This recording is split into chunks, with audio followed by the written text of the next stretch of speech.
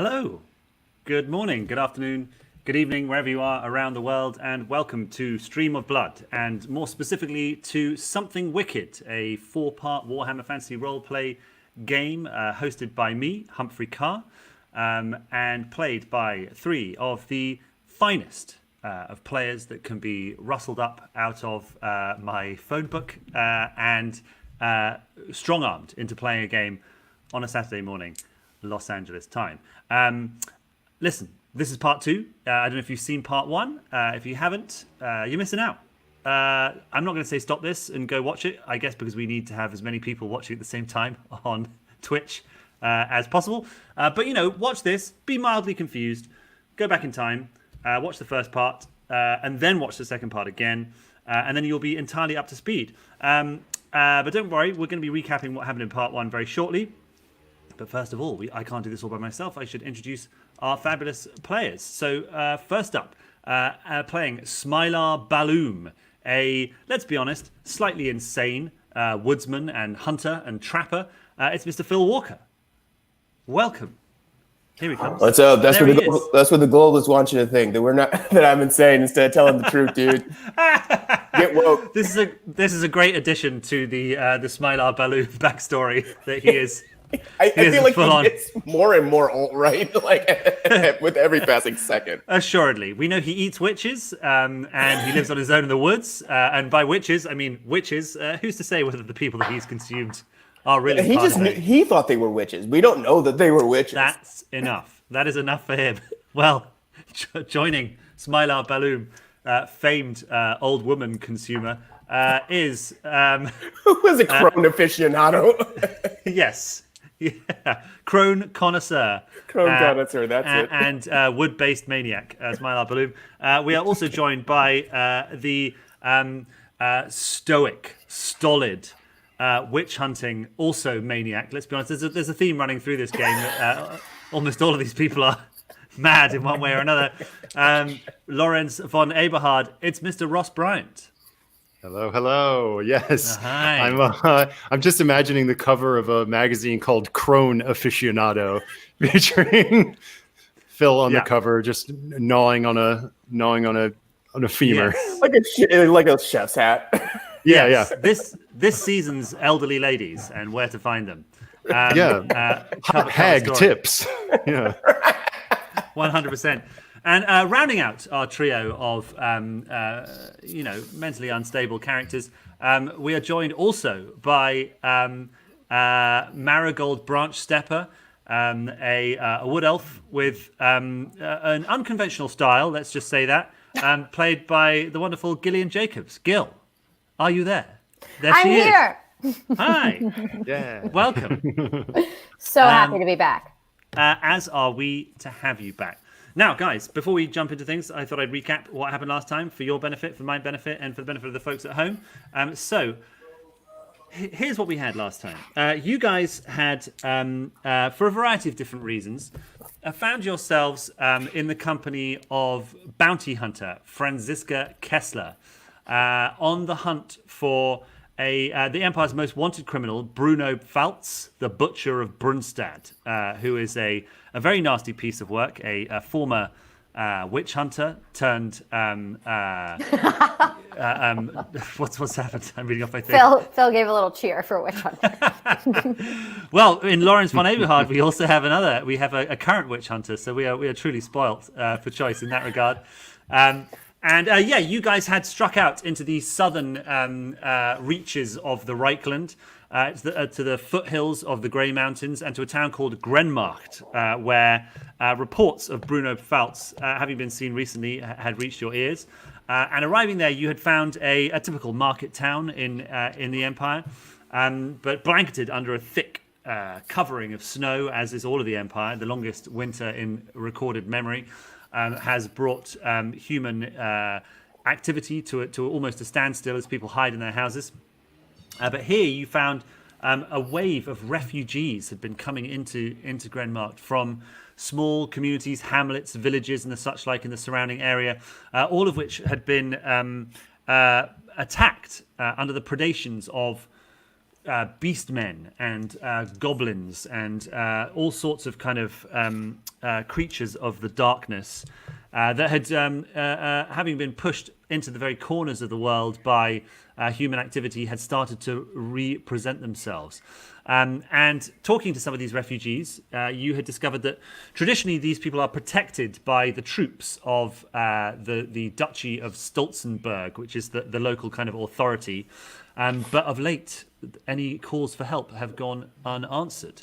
And from them, you went to talk to the Bürgermeister of Grenmarkt, Henno Schweinegesuchter. Marigold tossed a container full of alcohol directly into his face in a real power move upon arrival. Due to one of a series of very arch power moves. Truly. Yes. Yes, indeed. And you found out from him that, yes, Bruno Faltz had been in town. He'd killed a road warden and mutilated him in a brutal and frenzied attack. He had also recruited 2 local layabouts, the kind of kids that were known for a bit of graffiti, a little bit of truancy, a little bit of troublemaking. There's something about Faltz had brought them almost under his spell, was the phrase that was used, as though he exuded some dark and terrible energy that spoke to a small part of their souls, previously untapped. You then left his office. Well, first of all, you stole from him in true rough, tough frontier bounty hunter fashion. Then Marigold really struck a real blow for something. I'm not sure what it was, by performing a dirty protest directly outside his office. And then went into the Stolzenberg Arms, the local tavern, and entranced everybody with her beautiful singing. In what, let's be honest, is going to be a difficult chapter for her biographer to really balance. The section Marigold in Grenmarkt is going to be, well, it might be split into 2 or 3 chapters, to be honest. There was a whole It may lot that just went need to on. be a separate memoir. Yeah. Yes, indeed. Yeah. Much like Emily in Paris, Marigold in Grenmarkt. In Grenmarkt. Marigold and Grenmarkt. There we go. 10 episodes. No on regard for local customs. Right? Truly. None whatsoever. So yes, on entering into the Stolzenberg Arms, Smilar, knowing his local history, recognised the Stolzenberg coat of arms and the figure on the sort of pub sign of the Stolzenberg Arms, which was the old Graf von Stolzenberg holding an orc's head. The Graf von Stolzenberg had made a great name for himself at the Battle of Blackfire Pass alongside the Emperor when he slew a mighty orc warrior. And you know that his son, Graf Erich von Stolzenberg, is also spoken of as a chip off the old block, a brave and hardy soldier, which only makes the lack of response to local beastmen and goblin incursions more baffling, more mysterious, more fascinating. I'm just going to keep telling you guys the story's fascinating. So, it's an old storyteller's trick to say you're having a great time and this is a great story. Well, I must be having a great time. No. Oh, okay, very good. So yes, in the pub, you as I said, Marigold's dancing, entranced Moritz Dawn. My singing. And you're singing, yes, yes. More importantly, I mean, I feel like there was some movement as well, wasn't there? Yeah, there we go. La la la la la. If I remember the tune, it's really Such elven hits. Right. They're complex lyrics, but I think that was right. And yes, Moritz Dawn told you that.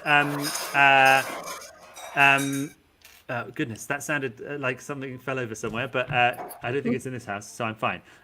Yes, Moritz Dawn told you that Bruno Faltz had made his way up through the mountain passes into the valley of Stolzenberg, which is the main kind of portion of the duchy. Grenmarkt lies at the foot of the mountains, and up above it is the famous wool-producing valley of Stolzenberg.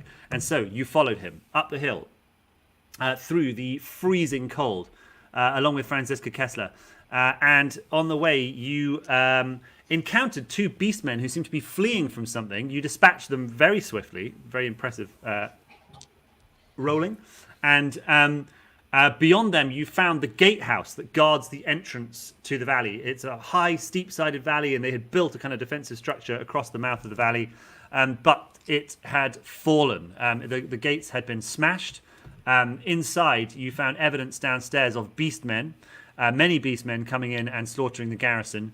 But as you made your way upstairs, there you found a sight all the more strange and terrifying. Again, I'm going to tell you, you were terrified because upstairs you found the beastmen and the garrison, all of whom had been torn to pieces and arranged in a peculiar and occult symbol on the floor that you did not recognize, but really put the shit up you, if I may be so bold.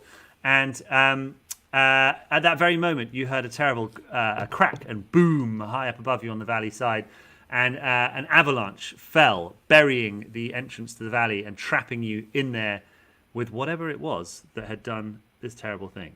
Unless, of course, it had done this and then gone down the path and sort of gone into the woods and you missed it. But let's be honest, it's almost certainly up here in the valley with you. And so, maybe we'll be lucky. Maybe it's not. You don't know. Well, that's I mean, actually you do a really know, good point. No, Phil, that's a really good point. We don't know. We don't know for sure. But let's be honest, there's a strong chance that it is up here. So this is where our story finds us. You are arrayed in this room. Franziska Kessler is staring out the window at the snow as it settles everywhere and turns back to you and is like, well, we are well and truly fucked. Could we get Franziska Kessler up on the screen if that's possible? Secret Keeper Clint, just so everybody knows who we're talking about. But yes, until she appears on the screen, let's talk about this. You guys are here. There she is with her characteristic sword, face paint and battered armor. And you can see she's got knuckle dusters down there. She's a rough, tough bounty hunter who don't take no nonsense from nobody. But she, for the first time since you met her a few days ago, seems genuinely rattled. And as you watch her turn back from the window, she is shaking, and not just from the cold. So, what do you guys want to do? You are, at this moment, you're inside this building. I will say that looking around you, here's the scene. You are in the upper tower. Looking out, you can see a very long way down, far away in the distance below you. You can see Grenmarkt, and you can see all the way, like in the very far distance, you can see a kind of a bright ribbon that cuts through the white landscape, which you take to be distant River Reich, some 30, 40 miles away from here. I mean, you can see a long way from up here. You're high up in the mountains. It is extremely cold. Inside the tower, there are just hunks and chunks. Excuse me, sorry, just had a cup of tea. It's really reacted with me very badly. No, bit of fun, bit of dad fun. I'm not a dad, guys, but bloody hell I could be. I probably should be. I'm 38 years old. Yes, what you see inside the tower around you are hunks and chunks of man and beast sort of arranged. There is blood everywhere. The smell is not as bad as it could be because it's very cold up here. So the cold is so strong that it's like burning your nose and things like that. But it is it is a scene of desolation. However, this is also a well-stocked, or was a well-stocked, it still is well-stocked, but now destroyed bastion of Imperial military might. So there's a lot of stuff here. There's a lot of things lying around. So if there's anything you guys want to look around for, go a snoopering.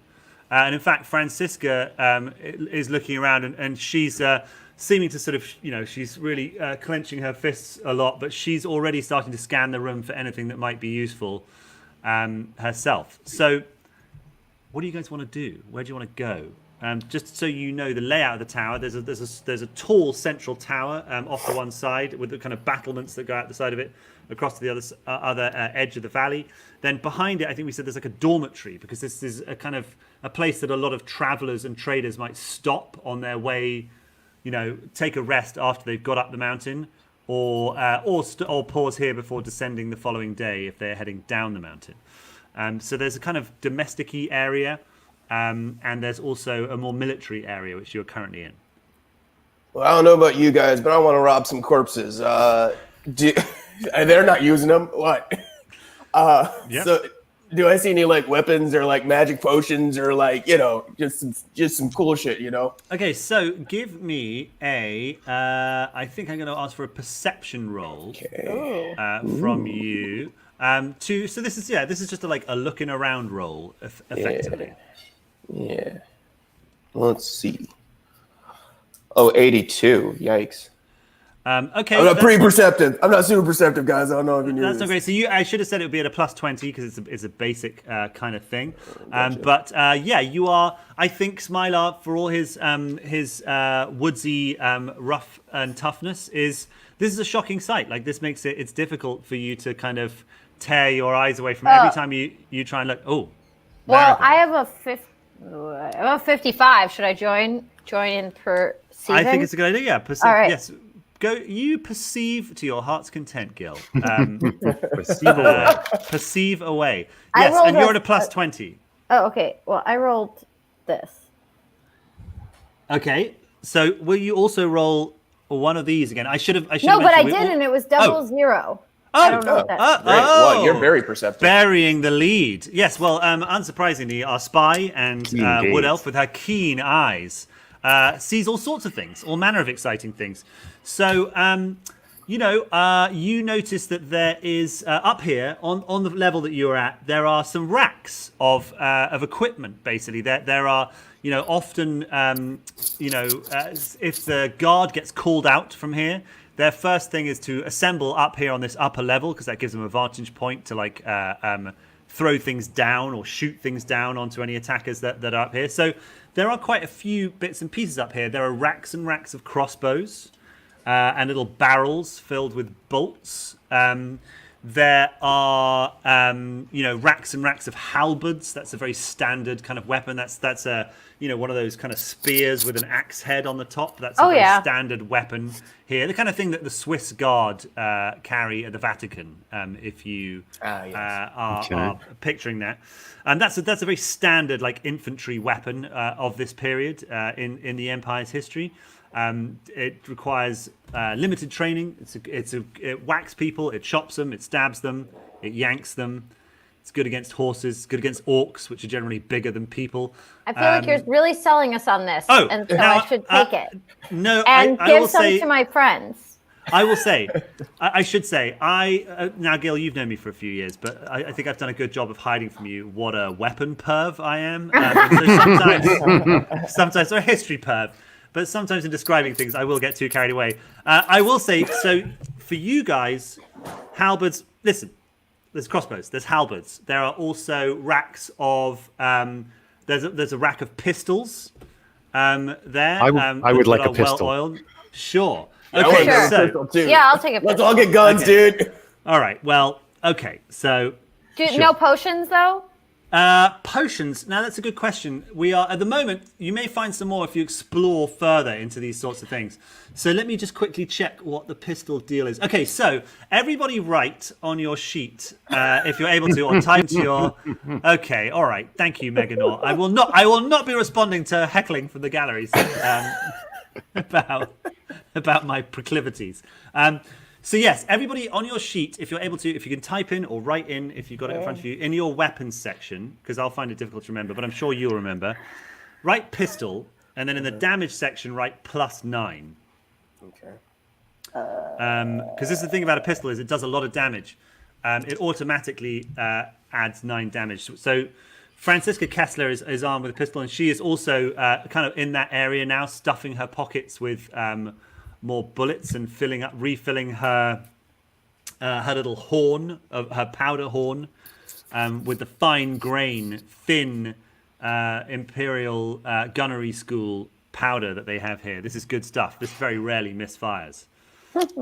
Great. I also I'll wanted pack to- up also. And go ahead. Go ahead. Please. Ryan. I think Lawrence is also just kind of creepily fascinated by this, whatever this eldritch sigil is that's been it's made giving by you the some bodies. bad juju. Now you said we don't recognize it, but is there any kind of roll I can make to try to discern anything any clue that it might Sure, I offer love that. to its occultic Yes, origin? please. Well, first of all, I have a feeling that dear old Lorenz is very appropriate for this because I believe you have law torture. Yes, I do. So I think we should roll that at a +20. And while you're rolling, I'm an axe guy, so can I also grab one of these big ass axes you were talking about in great detail? Yes, sir. Okay, yeah, you can take a halberd and a pistol. Maybe but I have also- a crossbow. Sure.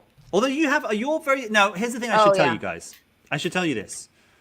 But you can absolutely take a crossbow because here's the fun thing about about a crossbow is you can fire it and then drop it, right? And that's quite nice because a crossbow is more powerful than a bow and arrow.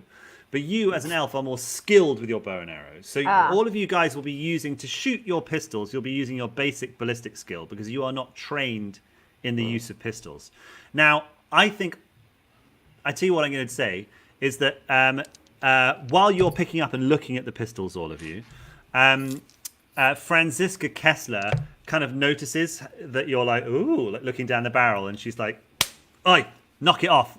It's like this, and she shows you very slightly. Point it like, here's how it works. You pull this back, you point it at where you want to do. Keep your arm stiff and pull the trigger softly. Squeeze it, bang, like that.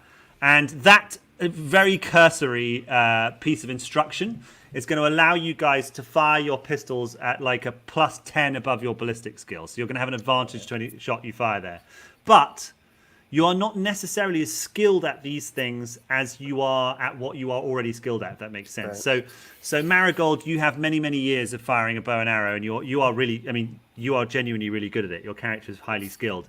And Smilar, you are skilled with your axe and skilled with your sling. You're less skilled with your pistol, but let's be honest, it's a nice fire and forget thing, because if you want to reuse this thing, it takes you a long time to reload because it's an old like click, that kind of business.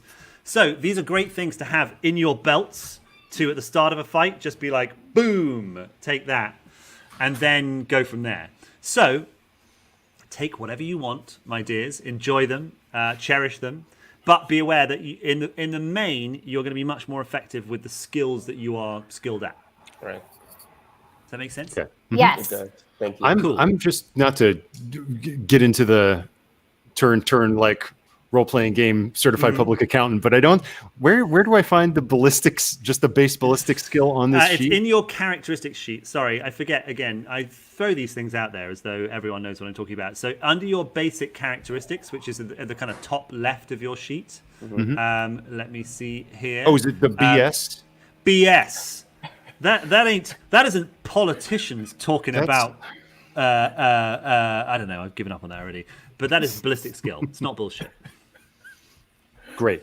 I love that you gave up on a setup to a punchline. I mean, I was like, I don't need to drag all these poor people through this nonsense. Either here or watching. Think of your own punchline.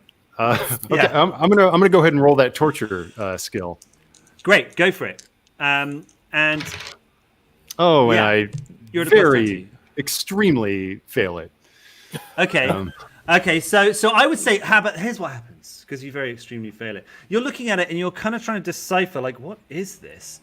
And as you do that, you start to feel deep within you a kind of, an almost like a hunger for, like, this is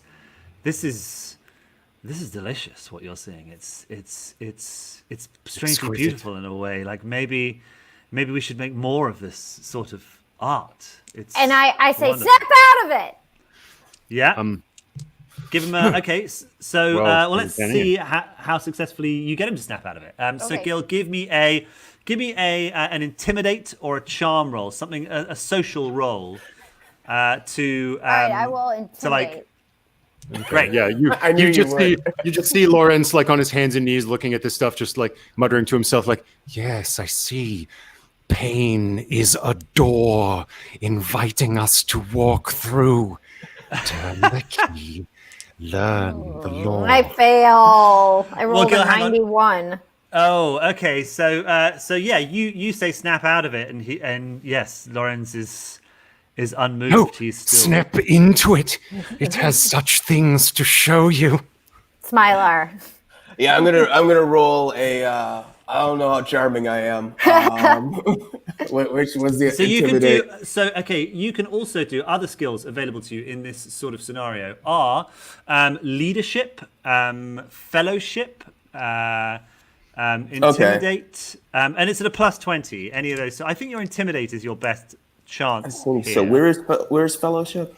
Fellowship is yeah, intimidate characteristics. Yeah, intimidate is my best. Slightly better. So you're trying to roll under a 53. Where I come from, we talk with our fists and angry faces, so I'm gonna try and intimidate. What is it, 53? So yes, you want to roll under I just made it. 50. Okay, great. I got a 50, so I'm all kind of intimidating. Great. So you kind of grab. I mean, what do you think? You grab Lorenz by the back, the scruff of his neck, and pull him up. Like, stop all that fancy coastal elite fancy talk. You snap out of it. We got shit to do, dude. Very good. Very good. You're right. Smiler, I forget we are together in this. Where we go one, we go all. That's right. What did you see, Lorenz? What did you see? Nope. I take that back. Nope. Yep, good. Okay. Expunge. Delete. Let's just time jump from a second ago back to here. And so Francisca is. Oh, sorry, Marigold. You're asking a question, right? What did you see? What did you see? I felt a desire in me. There is dark witchcraft about this place. Do not look into it, Marigold, for it will tempt you as it tempted me. You're right. We need to get out of here as fast as we possibly can, says Kessler from the doorway. No more witch shit. I take my axe and I hack at what Lawrence was looking at, just in case. Okay, so you like muss up the arrangement of the stuff. Yeah. Great. Okay, and as you do, I would say, particularly Lorenz, all of you feel like a slight kind of a pressure on your heart, on your soul that you hadn't even necessarily noticed was there, evaporates. And Lorenz, you feel it more strongly than anyone else, and you're like, okay, this is better. So Kessler is kind of standing in the doorway to a secondary like chamber off this tower, and she kind of looks in and reaches in and turns and tosses to Smilar first like a chainmail shirt, and to Lorenz she does the same, and to Marigold she's sort of looking at you because you're like a different shape to everybody else here, and she is like, oh, and she pulls out like a long leather kind of hauberk type thing, like a long sort of long sleeved and long reach down to your kind of knees piece of armor. So if you guys want these things, you can add them to your sheet, and this will give you a certain amount of armor, which you don't currently, any of you possess, I don't think. Is there any downside to having this?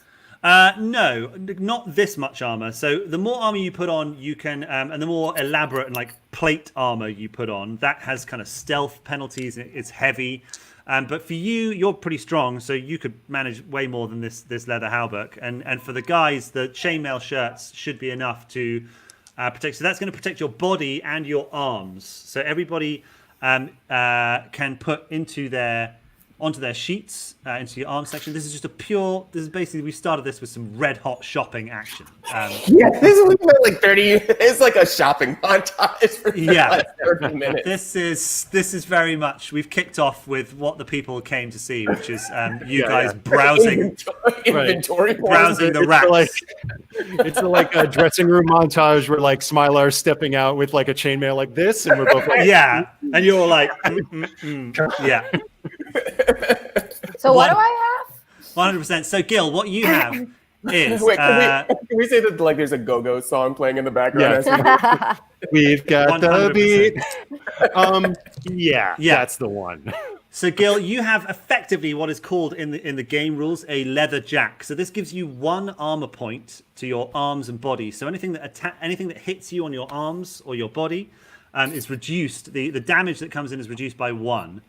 So I'm going to put that on your sheet here. Thank you. So I've got it in front of me. So I will. Will you put my pistol on my sheet as well? Yes, ma'am. I sure will. A leather jack and a pistol. Yeah, great. Okay. So lads, you also have enjoy the same benefits. So you are going to get a that is a +9 on there. You guys are going to get the same thing, but I think your armor is slightly rougher and tougher than Gil's. So you get 2 armor on your arms and body, and in your male coats. So that goes into. Just try and remember, because I may forget. If any time like, haha, this guy stabs you directly in your chest, then you can say, I've got armor there.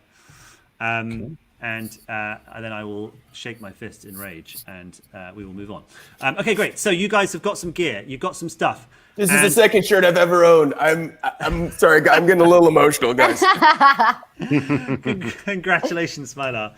You're really coming up in the world, both in terms of elevation and social status. Truly. Okay, great stuff. Moving on. You guys, so Kessler stands, having done this, like, right, we've got to get out of here. We're not staying in this place. Not tonight, and it's getting dark, so we better get moving. So you guys kind of make your way. You clatter down the steps of the thing. As you're just about to leave, she's like, "Wait, Lawrence, grab that!" And you see there's a big kind of leather-bound ledger. It seems like, and you toss it to her, and she flips through it and looks. And yes, 2 days ago. 3 men came through here. Everyone's names, everyone in and out gets logged in and out by these guards. One, Bruno Faltz. One, what are their names? Sorry. One, Bruno Faltz. One, Klaus Stinsel, and one, Rutger Kinsler Jr. passed through here, who, if you remember, were the 2 roustabouts that he had rustled up. And you guys strike out from the tower deeper into the Valley of Stolzenberg. Which I believe we have a map of, so we can throw that up so you guys can see kind of where you are vaguely. But yeah, as you guys proceed through the valley, you are here we go. Oh, it's a bit wee on my thing, but yeah, you guys start off to the left here. I don't know if you can see. No, you certainly can't see my cursor because I'm not sharing the thing. But yeah, they're zooming in. But yeah, anyway, you guys set out from the tower. Here we go, and you make your way through this. Steep-sided valley that is peppered on each side with thick pine trees, and again, it is deep snow everywhere. The road here is relatively passable, but as you recall, as you're making your way up the pass last week, the snow is falling now, and in front of you, the track is starting to kind of be covered by snow, and it is getting dark, and so you make your way. Further up this track towards the first kind of turn in the valley. Actually, the valley is not terribly long. It's probably only, the entire thing is probably only 6-7 miles long. It's really quite small. But as you make your way, you are just as the track is starting to kind of disappear in front of you, and it's starting to get really, really dark. Everybody, give me a perception roll. Ooh. At a +20. +20. I got a 25. Okay, that is definitely going to be good enough, Gil. Great. I made it. I am not doing well with these perception rolls. I rolled a 90. Okay, that's okay. Again, the wind is howling into your face. Oh, I should roll for Franziska Kessler as well. I rolled a 24 and a 62. Very good. That is 4 success levels. That's very good. Yeah. And Gil, you rolled a 25, and I know your perception is very strong. So you almost certainly, you guys succeeded extremely well. So the wind is kind of howling and flowing around. But both Lawrence and Marigold, wrapped in your, shivering in your cloaks as you pass along. Your donkeys clopping along next to you. Oh yeah. I forgot about them. Guys, sitting on a donk. You got 4 of the fattest donks going. Nice. You are clopping. You're clopping along here because now that you're on like flatter ground, you guys are actually riding your donkeys. And both Marigold and Lorenz, suddenly both your heads whip round to the side because you hear a strange keening sound coming out of the woods away to your right. Okay. And as the wind drops for a moment, you hear a clearer sense of what the sound is. And it's you hear this effectively. Ooh, ooh, ooh, I'm a ghost. Oh. You better watch out, or else I'll eat your bones or something. Whatever it is ghosts do. And as given that you both had pretty successful perception rolls, you're like, is that sounds like a small boy? Sounds like a small boy is pretending to be a ghost somewhere nearby to you. Yeah. So, Gil, you look like you're ready. I don't think we should kill him. Normally, whenever we see someone, we kill them, but I don't think we should kill this child. Sure. Okay, no, agree to disagree, but let's do it. Let's do this time. Do you guys draw attention to this strange voice that is emanating from kind of the woods and the darkness away to your right? So I say like, "Oh no, there's a ghost," while I signal for. Well, I don't think now, Phil. I listen. I don't want to be too strict, but I believe you failed your perception. Oh, you're right. I don't hear it. I'm just chilling. I'm on my donkey. You're right. As yet, you are running your fingers through your donkey's very furry ears, and dreaming of warmer days. But yes, Marigold and Lorenz, what do you want to do about this mysterious ghost? Yeah, I think I'll go up to Francesca and Smilar and be like, "Prick up your ears. It appears there is a small child making the counterfeit of a geist somewhere in the trees." Right, and Francisca it sort of cocks her ear, and you see that with your guidance and Smilar, both of them now are like, "Oh yes." Everyone's kind of acting like they don't hear anything just yet, and seeing this, it appears that whatever strange creature is out there is like, "Turn back, lest ye be just frozen in fear, and not just because it's really cold outside." I walk towards the child. Okay, so Marigold sort of turns her donkey towards the source of the voice, and just starts like clopping towards it, and you hear like, turn back, and then give me a perception roll, Gil, at a plus 40, because you've got your zeroed in on where the sound is coming from. Okay, I rolled 3 zeros. That is 100. So that is a critical failure. Oops. You couldn't be any less perceptive. So here's what I'm going to say happens is that as you turn your donkey towards the sound, like you're coming into like, in the wrong direction. The edge of the woods. And you're so fixed on the sound, you don't see that your donkey's head like brushes a branch back, and whap, it comes back and like hits you directly in the face. No! And you shriek, and I'm going to say that and it hits you like in the eye. So you are going to be at a -10 to any perception-y checks and anything that involves depth perception for a little while. So I've got to remember, I'm going to write that down. Can I roll a perception? You can, yes. Yeah. I mean, certainly all your attention is drawn in that direction by the... Yeah, Lawrence kind of looks over at the other two and is like, "I'm sure this is intentional. Elves are noted for their skill and agility and forest lore. This is no doubt part of some greater plan of hers." I cry. Oh no. Well, now I feel sad. Poor Marigold. Yes, it stings real good. But yes, so Smilar, you were going to make a perception roll over there. Yeah, what's my plus on it? You're at a plus 30 as well because again, all your attention is focused instead of you're from right behind Marigold. You're looking in a direct line towards the hiding place of our ghosts. Well, good news, everybody. For once, Smilar was able to perceive something, literally anything, because Smilar got a 61. It was still pretty high, but he made it. Listen, these are difficult environment to see things, and you see a little figure in a kind of a dark, sort of browny grey, very cheap-looking cloak, sort of pop up from behind a tree stump, and just sets off running into the woods away from you all. Do you want to make pursuit? Oh yeah. Do I have a magical net I could throw on the child? Do you have a magical net? I don't believe that you do. We've not previously discussed you having a magical net. But I would say that the snow out here is pretty deep. And he is like, he clearly had not really thought about his hiding, what would happen if anyone approached his hiding place. And he is like, I know. I sing to calm the child down. Oh, the siren song of the wood elf. Okay, go for it, please. Give us an entertain sing. Okay. But I'm going to say you have to do it flat, so that you get no pluses or minuses. Okay. I would ordinarily give you a plus, but you did just get whacked in the eye by a tree. Okay. slightly undermines your magical. What a good spy! Wait, I have. Hold on, let me roll. Ah! Oh no, fell. Hold. One of them says 4.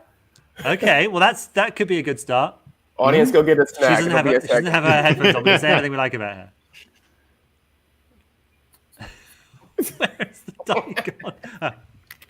I think I need to roll again. Okay. Here we go. Okay, 47. Okay, that's probably pretty good with your entertain. What is your entertain? 37.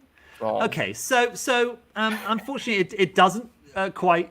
You don't entrance him the way we know the classic Marigold fashion of entrancing. So you launch into it. Yes. Yeah. So you start weeping. You start singing.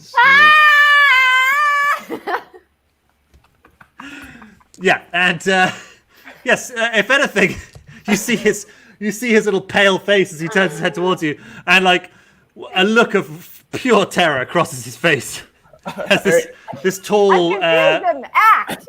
Yes, I have an idea. Can I spur the donkey and like kind of like try to close the gap between us? Okay, so if you want to close the gap on donkey back, you need to give me a ride roll. Yes, so ride donkey back. Ride is a built-in thing here.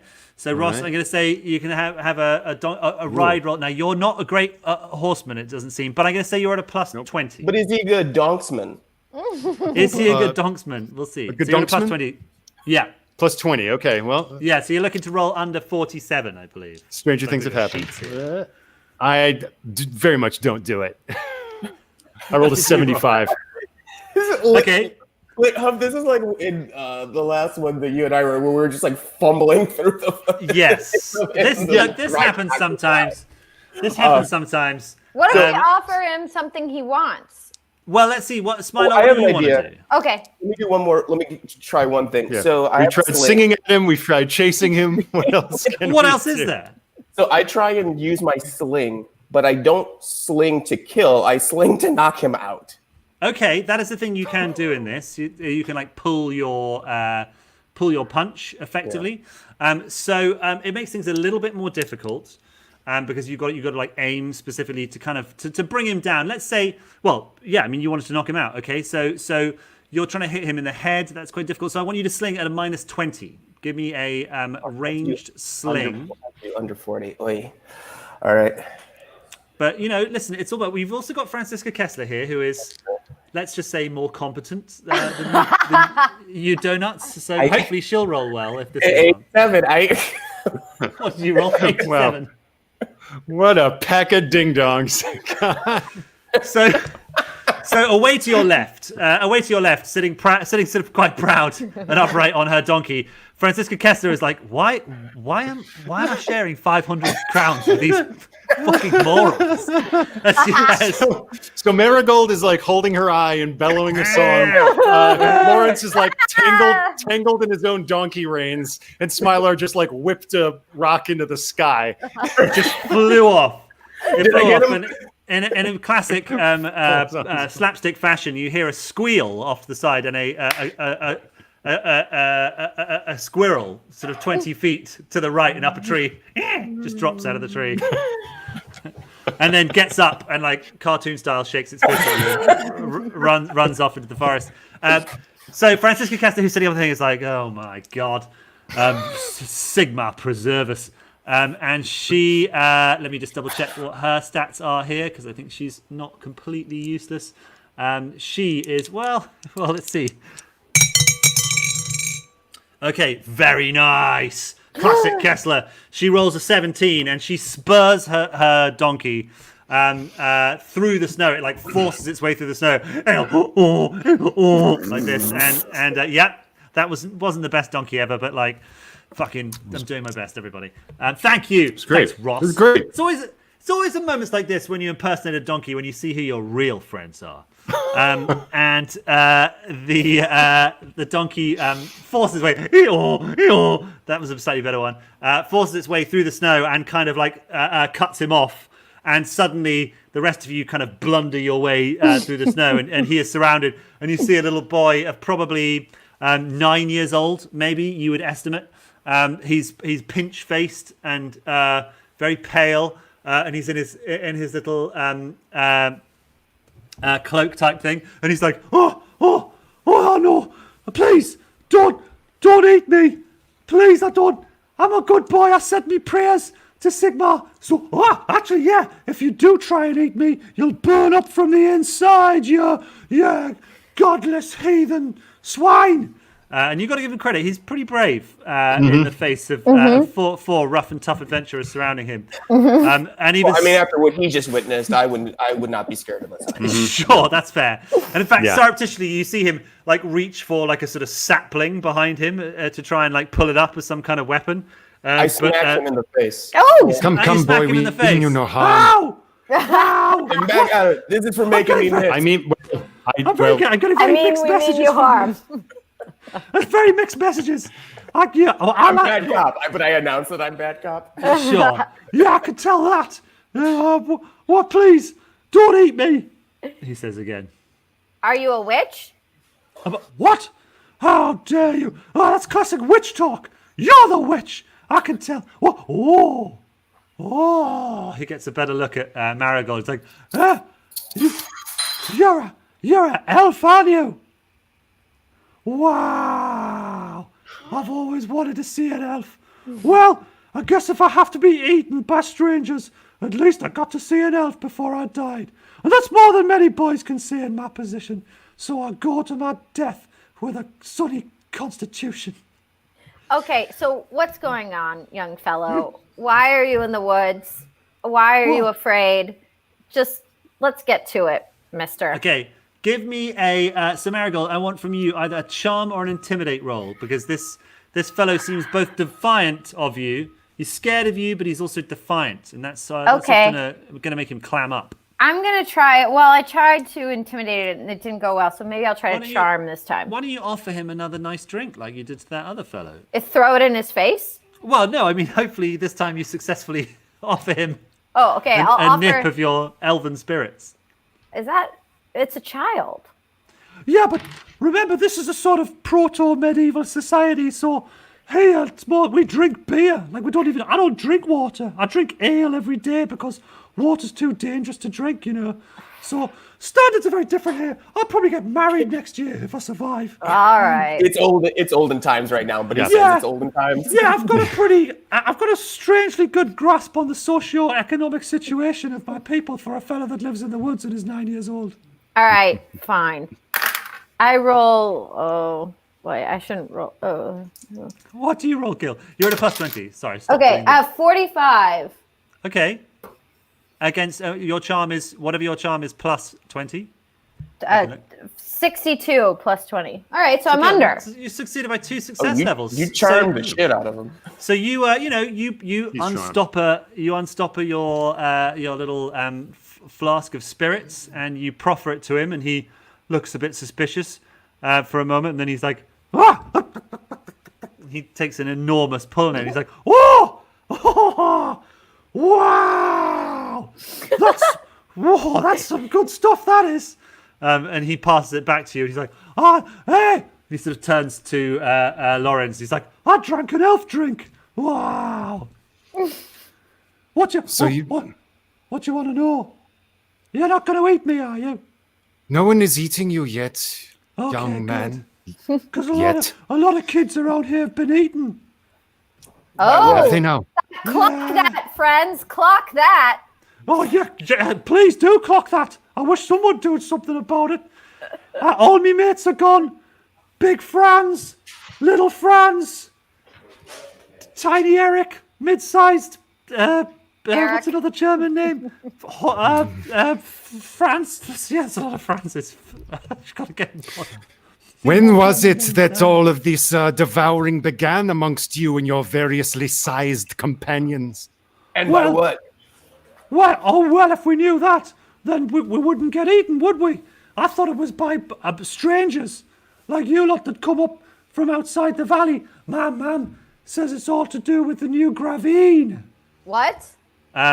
So Gravine is a word that you don't even need to roll this. You would understand it. Gravine is a Graf's wife. So What you're hearing is that Graf Erich von Stolzenberg, who is the duke of this area, the kind of the feudal overlord of this area, has a new wife, and since she arrived, children are dying. Well, so it seems. Certainly, according to this small boy you found, who was pretending to be a ghost about 10 minutes ago. So, Mylar, Lorenz, witchcraft? Question mark. That is what. I mean, it's sort of my thing, but that's what I immediately leapt to. I'm getting hungry. What is the name of this Gravine that has so lately, for lack of a better word, bewitched the Margraf? Her name's Anna. Her name's Anna von Stolzenberg now, and she's ever so beautiful. Yeah, I seen her once when her carriage came past. Okay, do you want to join us on our adventures? Do you have any skills? Are you good with weapons? You're not good at pretending to be a ghost. Wowee! Oh, I dreamed of the day when a beautiful elf would come and ask me to go on a great adventure with her. And do I have skills? Yeah, you fucking better believe I've got skills, baby. I'm dead good at pretending to be different animals. Listen to this. Pretty good, eh? Sounds just like an owl.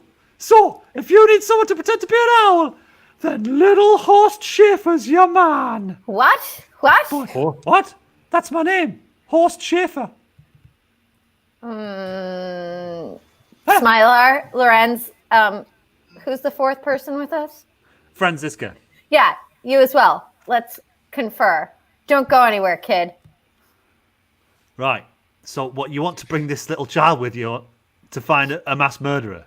I'll be the first to admit that was an excellent impression of an owl, and yet I failed to see how this will prove advantageous to us in our battles against chaos.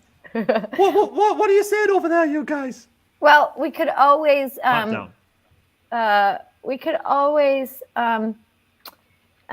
feed the child any leftover food we have that we didn't know what else to do with. And also, I'm just going to say it, whatever this is has been eating kids, so, we got ourselves, a bargaining chip in case we need it. Or if, for want of a bargaining chip, then perhaps we do have, bait. Right. Kessler is like, well, yeah, look, listen, my first priority right now is we got to find somewhere to stay tonight. Okay, hey, kid. Hi. What? Me? Yeah, listen, young forest lord. Yeah. Forest kinder. Is there a safe place nearby in these woods and gullies where we may encamp for the evening, for it now grows dark and bitter cold? Well, you could come back to my house. It's dead good. It's pretty big, and we've got a big fire. And my mum makes the best Wurstenkraut of anybody in the whole valley. Let's do it. All right. Lead the way. Wow, she's going to absolutely lose her mind when I bring a bunch of adventurers to the house. Let me tell you. And he sets off at the front of you. Come on, follow me. Don't worry, it's not too far. I'll make sure we get there safely. And he sets off through the trees. 10 feet tall. I defecate. Yeah. So, okay. Always when you least expect it, baby. I'm a fool. for not for seeing it. Okay. Of course, you don't need to make a roll. I would, just out of interest, why? Why here? Isn't it obvious, Humphrey? Isn't it obvious? I want to scare any remaining beastmen in the woods when they see the size of my dump. Boy, dude. Come on, it was obvious. Wake up. So listen, Gail, you don't mean to make a roll. You're very at home here amongst the woods. I'm going to roll. Log? You're a loaf. I thought I had the phrase pinch a loaf. Sure. Well, we're around the hour mark. I feel like that's when in each game it becomes necessary. It's our customary dump. Okay. We're in the woods. Guys, let's not dwell on it. There are multifarious options here for you. There are lots of trees, bushes, shrubs. There's snow. You can cover this thing. You can build a mound to put it on. And you do. And so you do. And are we sure we don't want to spend 20 minutes on this? No, I don't think so. Further, a little way ahead of you in the woods, little Horst turning round to be like, oh, it's not too far. It's like, is it? What? He looks up at Franziska Kester on her donkey, like, is she? What's she? Okay. It's an elf thing, kid. You got a good story for your friends. Well, I mean, if they weren't eaten. They have a different sense of propriety and custom. It's her culture. In a small way, I'm kind of glad the rest of the lads are dead and didn't have to hear about this. Okay, well, so job done, I presume, Marigold. You didn't hit any kind of snag. Can we do a defecation? Is there any kind of roll with skill? It's like she rolls 100 and she's constipated. Yeah, you know what? Listen. All right, fine. Let's do this. It's gonna be a toughness roll. What have I done to you, Humphrey, that you're having to do a defecation roll? Gil, you need to give me a toughness roll. Okay.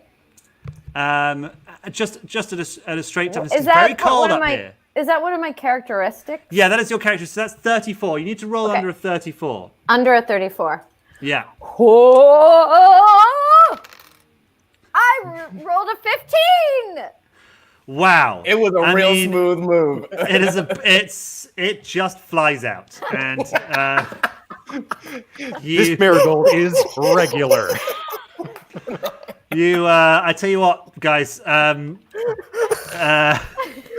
Isn't the audience glad they tuned in? Yes, Marigold in Grenmark season 2 is following a similar pattern. Oh yeah. Oh, you're into high fantasy. You like elaborate, intricate world building. Well, I'm sorry. Well, this is medium. You like fantasy. Get this granular?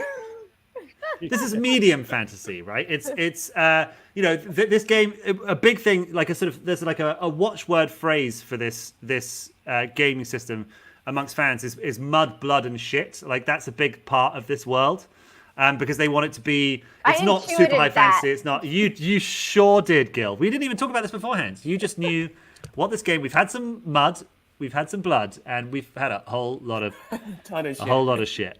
So anyway. Pressing through the woods. 10 minutes later, at the front, Little Horse parts a thicket of densely packed fir trees, and behind there's a little haven, a little a cottage. Some light is spilling out from beneath the door, and you press in behind Little Horse, and as he approaches, he calls out, "Mum! Mum! Oh, the most wonderful thing has happened! I've brought some friends with me!" And the door bangs open, and you see a woman standing there in the doorway this. Ignore Little Horst, who is already inside here, but that is him in the distance. And a woman appears, and just flush with rage and terror and something else, and she's like, "Horst, shut your goddamn mouth! What are you doing?" And she sees all of you lot, and she's like, "Horst, come here!" And he's like, "Oh!" And he trots over to her, and he's like, "Get inside the house!" And then she stands warily and produces from kind of within her voluminous dresses a big blunderbuss type thing, a big sort of wide-mouthed gun type thing. And she's like, "Okay, who are you? What are you doing here? Have you come to eat my boy?" Can I use a charm roll? Can I try a charm roll on him? On her? You absolutely can. Yes, and in fact, everybody can roll charm to see. Do we get a plus or even give Kessler? No, because this woman is very worried and stressed, and you guys are an imposing. She didn't see you guys absolutely biff the attempts to get to her. I rolled a 91. You think that's bad? I rolled 100. I rolled an 83. Oh my god! All right, look, dude. This charm shit isn't working. Charming Let's rush her. Okay, now. Let's just rush her. Okay, now. So here's. Okay, good God. Okay, so bad time to. No, okay. Good news. A couple of things. First of all, Franziska passed her charm roll, so she, opens her palms and is like, "Listen, we come in peace." But however, next to her, Smilar is like, "What up, bitch? It's eating children time," or words to that effect. Some very unwelcome introduction. Now, remember, we talked about this last time. You can spend fortune points to make a reroll. And if someone has trained a gun on you and you inadvertently insult them, their family, their religion, and threaten them, as Smilar did all in one go, and Lorenz did to a certain extent, and as did Marigold, you can re-roll those rolls. So you don't have to. She can fire a shot at you if you want. She might not hit you. But you may prefer to re-roll that, Phil. I'll re-roll it. Yeah. And here's what I want. There's 4 of you. I need I need 3 successful charm rolls. More of you need to charm her than uncharm her. So those of you that also missed, Marigold and Lorenz, I think you should spend a fortune point. Or you can ignore it and she may fire it. All right. I'll spend one. Here we go. Sorry. Yeah, okay, sorry. I got a 14! Nice. Bam! That's so great. Good. She's good at stools and she's good at charm rerolls. Holy smoke, I rolled a 5. Oh, okay. And Phil, how did you do? I rolled a 21. Guys, Damn. Here's how fortune points work. Fortune is great. And so here's what happens. The gods, the very gods themselves are watching over you. Sigmar himself, great mother Raya, Manan, the god of the sea. All of them sit in their halls in the afterlife, watching the affairs of men. And for some reason, their attention is turned to you. And so in this moment, they watch at this. They did. They see everything. They are everywhere, and they got a front row seat to that whole thing. Maybe that's what made them smile on you. But yes, they have reached through the web of time and space and rearranged the weft of the world. And as a result, you are given another chance. And in this iteration of reality, you guys all charm her. You ruffle Smilar, who only 10, 15 minutes ago punched this boy in the face, ruffles his hair as he runs towards her. Lorenz looks, she recognizes the symbols of religious authority about him. This is no vagabond or servant of the darkness. And here, the mysterious elf that stands before her, she is completely unaware of what an absolute savage you are, and instead sees you as some ethereal wonder from the world of elves. And she is entranced by all of you. She in fact, almost you see a tear of relief run down her face, and it almost starts to freeze on her face because again, it's real goddamn cold right now. And she is like, friends. Oh, there we go. That's yes. You thought it was a terrible birthmark, but that is in fact a frozen tear on her right cheek. And she's like, oh, thank God you're here. Thank the Emperor be praised. Have you brought help? Are you the authorities? Have you come up from Grissenwald to save us from that monster that's turned this place into a living hell? Whatever you want to hear, lady. and I go, yeah, but tell us all about that just so we're all on the same page. I want to know how much you know. Well, everything changed when that hussy came here. Got her feet under the table in Schloss von Stolzenberg. This was a great place to live. Graf Eric was a good master. He kept us safe. He kept us fed. He kept us warm. But ever since she got here, things changed. Slowly at first, but then faster and faster. And now this place is cursed. We've only survived because the cottage is so remote up here. Most people don't even know where we are. My husband was a secretive fellow.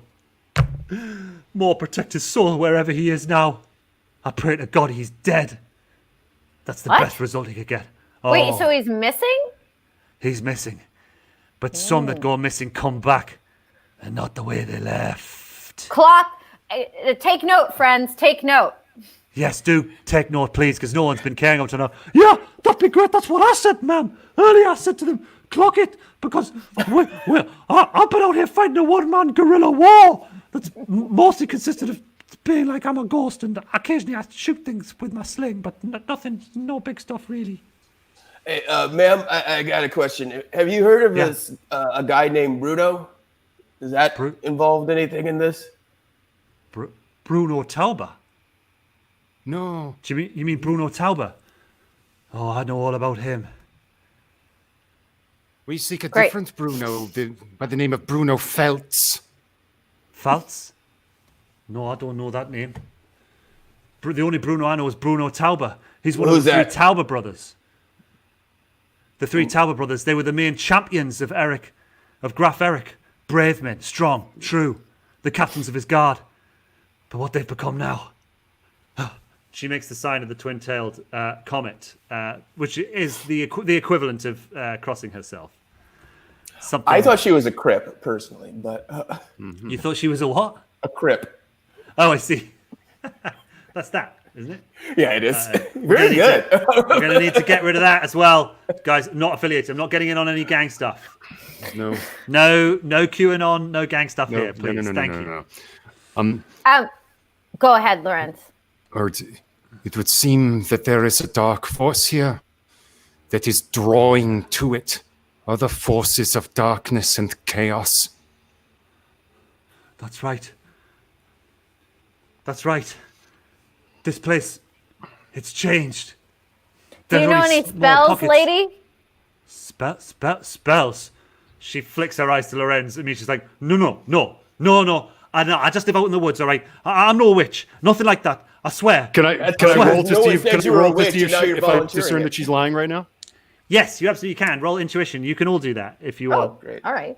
At a plus 20 or? Anytime you're anytime you're like in conversation in general, I think it's totally fair for you guys to all roll to see if like you think she's lying. 35. Ooh. 35. 19. Ooh. 19. Was that Lawrence? Flat or at a plus? Is it a plus 20? I think. I don't think I told you that. Okay. But yes. Okay. It is. Okay. In that case, I made it. Okay. So but just barely. Okay, great. You made it just barely. I think Marigold made it very well, and because you all made it, and actually, let's see what Francisca did. She smashed it as well. So here's what you think, right? This woman, you would imagine that she may,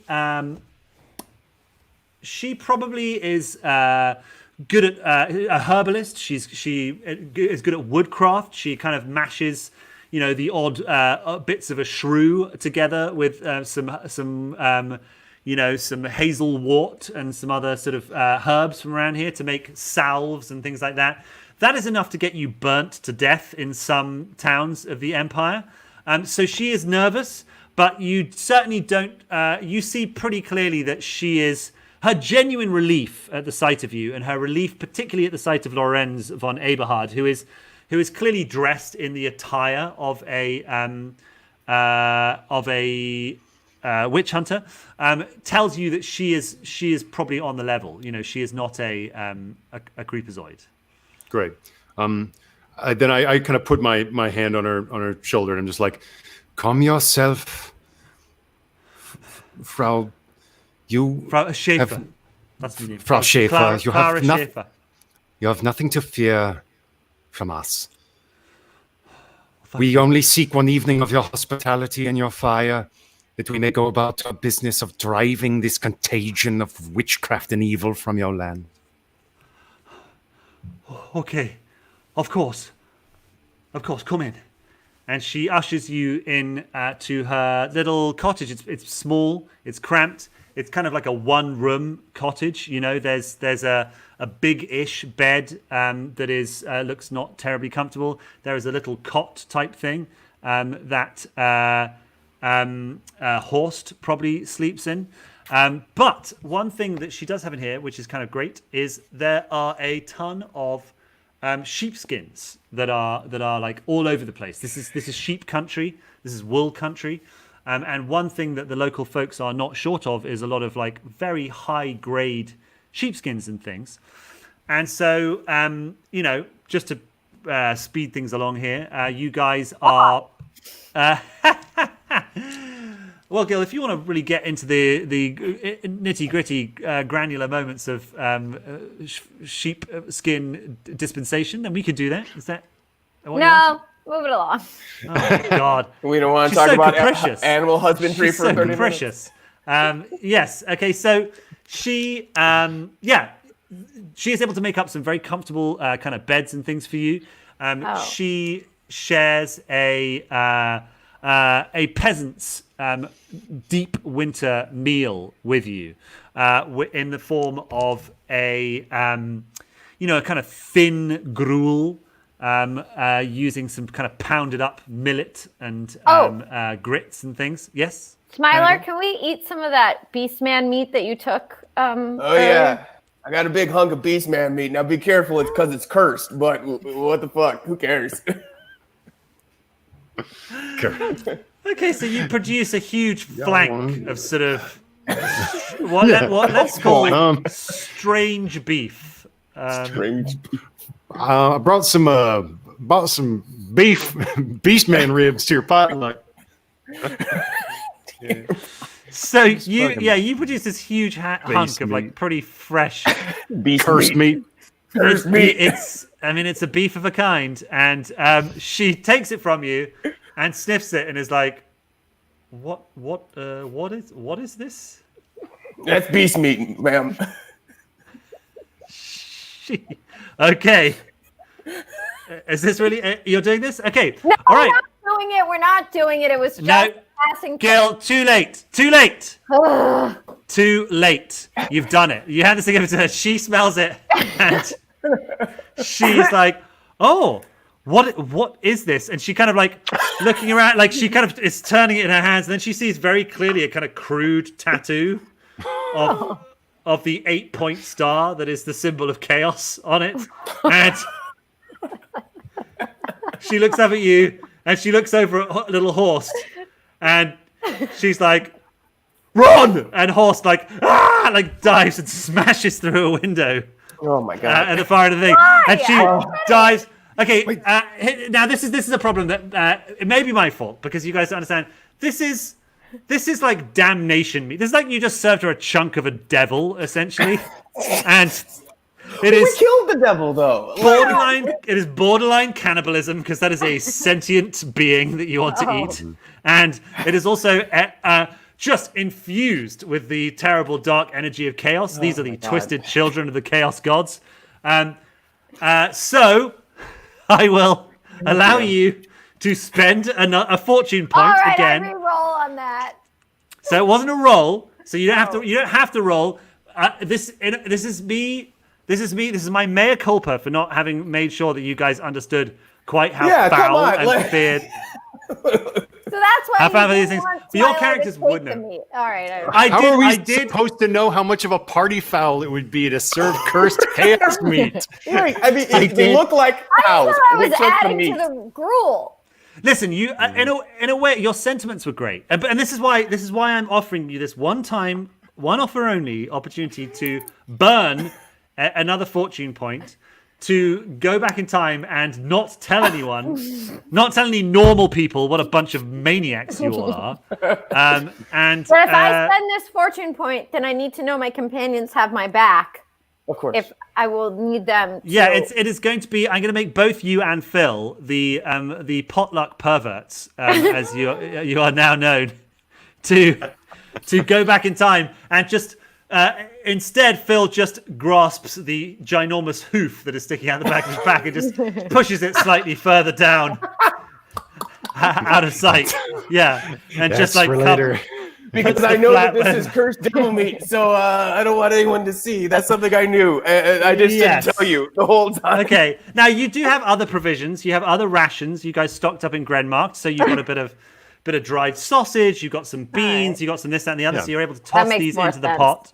with her, and so she is well disposed towards you, and rather than yes, sorry, yeah. I should say also, you see Horst smash backwards through the window. The glass comes back behind him. Yeah, he's like, and it all like rebuilds behind him, and he's like back in his position, like just gazing adoringly at his new friends, as he was in the moment before it was revealed you were mad chaos cannibals. What's that Adam Sandler movie, Click? It's like that. 100%. It is very Click-esque. Yeah, everything returns where it is. And again, if I may be so bold, if Gil will permit me, you guys have what is a strangely cheery and cheering night. The fire, such as it is, crackles in front of you. You eat this hearty stew. It fills you all up. That is going to give you guys some protection from the cold tomorrow. And you settle in. Horst is like, I'll take first watch. Don't worry, nothing's getting past me. At about 9 o'clock at night, and 20 minutes later, he is fast asleep in front of the fire while you guys are still talking. Presumably, Marigold sings another beautiful, ethereal, elven song. Wow.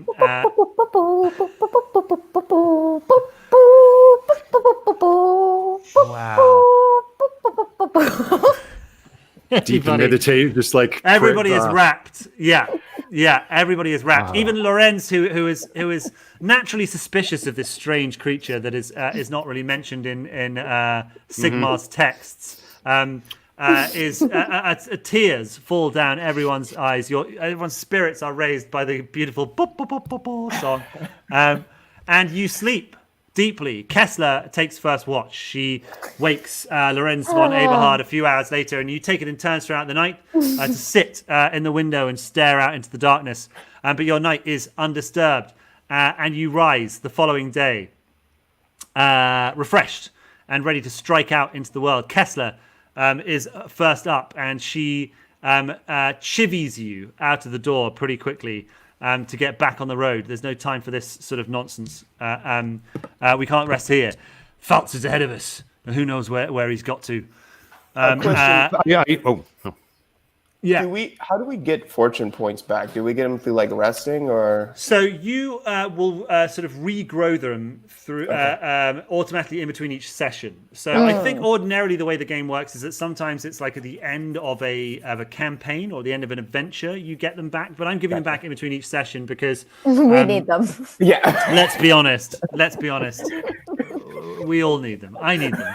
It doesn't serve me well if you guys all die from forest defecation related accidents halfway through this adventure. So I'm going to try and keep you guys alive. We're going to need them back. Yeah. Precisely. Can I pull, as you strike out, can I talk to Franziska and just like, which it seems to me that perhaps this Anna von Stolzenberg is maybe the culprit, or that is the gossip of the townsfolk. Should we sounds like to me. Head straight to the keep of the Stoltenbergs? Perhaps that is where our quarry is headed himself. That's my thinking. We should strike out for that. So, she is going to. Franziska is going to make a roll here to see how successfully. Well, if you guys want to talk, how tall is my donkey? Let's get down to brass tacks. Let's get down to ass tacks. Let's tell the people what they want to know. First of all, huge fan of Let's Get Down to Ass Tacks. That is a very, very solid bit of wordplay. How tall is your donkey? Your donkey is donkey-sized. So I would say now there is a table. There is a table somewhere here. I've got. I can look this up for you, Gil. No. I am. Where is the bit about donkeys? There's genuinely. I want to find it. See, I only really started playing role-playing games in the past 3 years, but there's very few other forms of entertainment where you can digress talking about like where and when people are taking dumps and like getting into the nitty-gritty about donkey size. That's interesting. Oh my goodness, I should have realized this. That's fun. I found the donkey stats here. Yes, and they're great. They've got a whole stat sheet. They've got a whole this and the other. They can fight. They can do all sorts of things. Hell yeah! Yeah, donkeys they can can bite bite you, didn't people tell us? and like kick people and stuff. I'm so glad you asked. And they also have the stubborn trait. So I should remember that. So they won't always do what you want to do. So be warned. Oh, that's great. You've added that, Gil. But they are. I mean, they're let's say, well, they're like 6 foot tall. Okay, good, because I'm 6'1", just so everyone remembers. Oh yeah, you look slightly silly on your donkey. Okay, that's what I was wondering. Yeah. Yeah, how comfortable is it for me to, Right? I don't know. I don't know with you, because when you say how comfortable is it me to, and then you leave a blank, God knows what's going to come out of your mouth. Yeah. How comfortable is it for me to castrate my donkey? I don't know, Gil. It's plenty comfortable for you to ride. I mean, listen, I can tell you, as a 6'7" man who has ridden donkeys in the past, it is digress.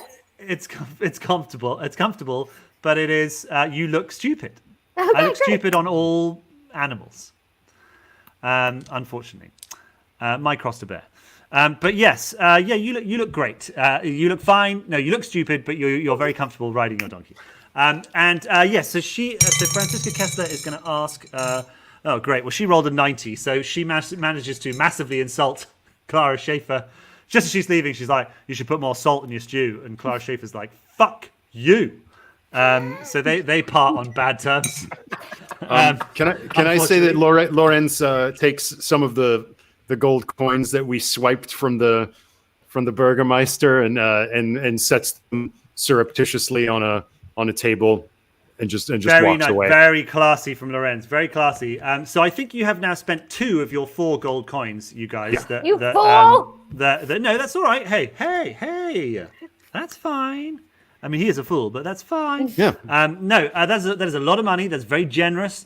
That is most un-witch hunter like. But that speaks to the secret. No. I mean, as in like, I like it because it shows there's a humanity there. Lots of witch hunters are very cruel. Didn't even know any spells. But she gives you in return.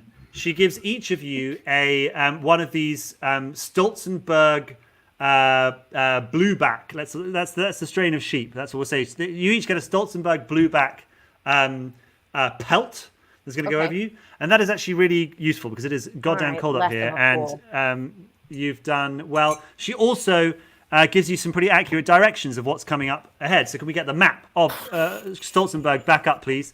And she tells you that ahead of you, you will pass the chapel of St. Heinrich, which is a Sigmarite chapel ahead.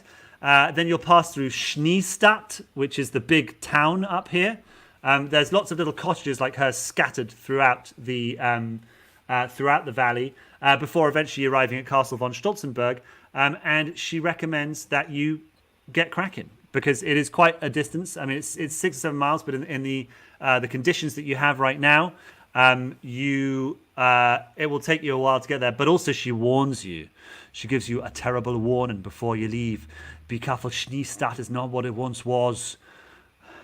That it is a concentration of darkness and evil. And wherever you can, move slowly. Stay off the road. Stay out of sight. And good luck with your challenge. And whatever you do, make sure you're not out in the open on Hexensnacht. That's just 2 days from now. You remember, right? The witching night. The one night of the year when the walls between our reality and that of the dead are at their thinnest. So, watch out, Basically. So, peace. Really nice to meet you. Have a good one. Goodbye. Very well. Bye. On the Hexensnacht, stay in, look to your prayers, and delve not too deeply into the secrets of the herbs. That way lies chaos. I'm not afraid to say it. I'm more open to witchcraft than my companions. You are. I sense that. And maybe I will be teaming up with witches at some point in the future. I mean, listen, we all know that is also a strong possibility. Mm-hmm. If there's a real Venn diagram between witches and people that shit in the street, and right in the middle. It's more just a circle, really. Yes. Yeah. Agreed. That's might drive a wedge between us, but so be it. For sure. Well, that to look forward to. So you strike out, Kessler leading the way, and you proceed. Could we possibly, Secret Keeper Clint, throw the map up again, if that's possible? You make your way along the side of the valley, and by mid-morning, you find yourselves you've crested the first big bend, and in the distance, you perceive through the trees ahead of you a tower, a kind of a Sigmarite tower. It looks a spire of a kind of chapel of some kind, and let me see. I wonder if I can share screen, because I think I had an image for this that I stole. Although God knows how I'll find it. You know what? Just real. This is where being more organized. Okay, I'll sing a song to pass the time. Yes, thank you. Yeah. Oh, there we go. Please. Okay. La la la la la la la la. All right, that's enough. I found it. Thanks.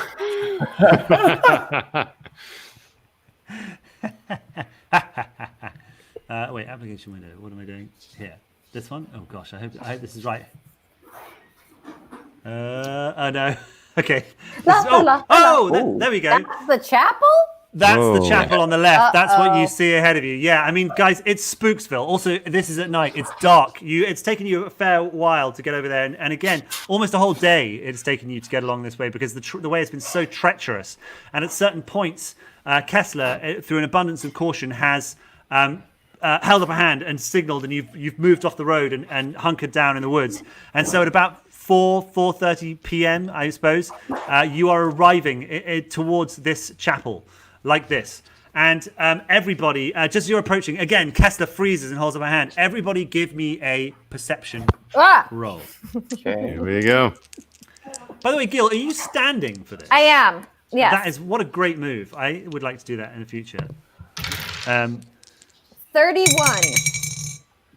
That's almost certainly going to be good enough for you. You're at a plus 20, everybody. That's great. Actually, are you? No, hang on. Let me Wait, see. what is this? What are we rolling? Your perception roll. So you did well. You rolled. What did you say you rolled? You rolled like a 20 something. 31. 31. I imagine that's good enough for you because you are pretty perceptive. I rolled a 17. Woo! Very good. Very good. To no one's surprise, I rolled an 85. It's great though that your character is really coming to life as a real goon when it comes to. I feel like my roles are doing the character work for me. Okay, let's see. I want to see how these guys do. Oh, okay, interesting. Yes. So, who passed? It was Gil. It was yes. Okay, so Marigold, Lorenz, and Franziska Kessler all kind of. I would say what happens is that you get a strong, intense, deep-rooted, animalistic dose of the heebie-jeebies. You suddenly are like scanning the trees on either side of you because something is just like some animal part of you deep inside is screaming in your heads right now, like absolutely screaming. And Lorenz, I would say that you feel a wave of that same sensation that you encountered when you looked at the symbol earlier, and something is making you nervous. And underneath you, your donks, all like start like shifting and moving and like turning in place and casting around them, and their kind of gums are pulled back off their teeth, and they're kind of looking around like very nervously, big staring eyes, kind of looking into the tree line. And Kess, yeah. Can I roll a lore beasts to see if I know like what's happening to them or how? Yes, you can. You can. That's great. Yes, absolutely, and you can do that at a plus 20. Beautiful. God, didn't make it. It's a 90. I'm gonna cash in another fortune point. We got 30 minutes left. You can. I got I'll roll as well. I step in to assist my friend. Oh. Okay. Okay. Yes. I mean, you're a woodland creature, so you can do that. I could say that you can do that as well. Okay. But you have to roll under Phil's law beasts. What? I don't. Okay. That's okay. No, that's great. 60 is Okay. it's not that hard, 60. but I somehow failed. I rolled a 2 and a 0. 20. That is a 2. That is a critical success. Alright. Yeah, I mean, you. Here's what I say. You pick up very intuitively. You pick up from the donkeys that they are terrified, unsurprisingly, of things on either side of the road. There are things either side of you, and in fact, you're so good. You succeeded so well that it's a critical success. So you're aware that like you're almost able to track the speed. Like something is moving very quickly in amongst the trees, and in fact, is moving like backwards and forwards, kind of. On either side of you, and Kessler is also like absolutely casting her head from side to side because she did very well on her perception roll, and she Gil, in fact, I want you to do this because you've done so well. I want just you to give me a perception roll at a +20, and I got a 00 and a. And a 9. So you rolled a 9. Great. So you critically, not critically succeeded, but you succeeded extremely well, like 7 success levels because you're very, very observant. So you see a figure. Oh. It amongst the trees, and it you see it like in a horror film where. It's always a great way to build atmosphere. In a horror film in things where like something like almost goes boom, boom, boom, like closer to you, like they jump cut the thing closer to you.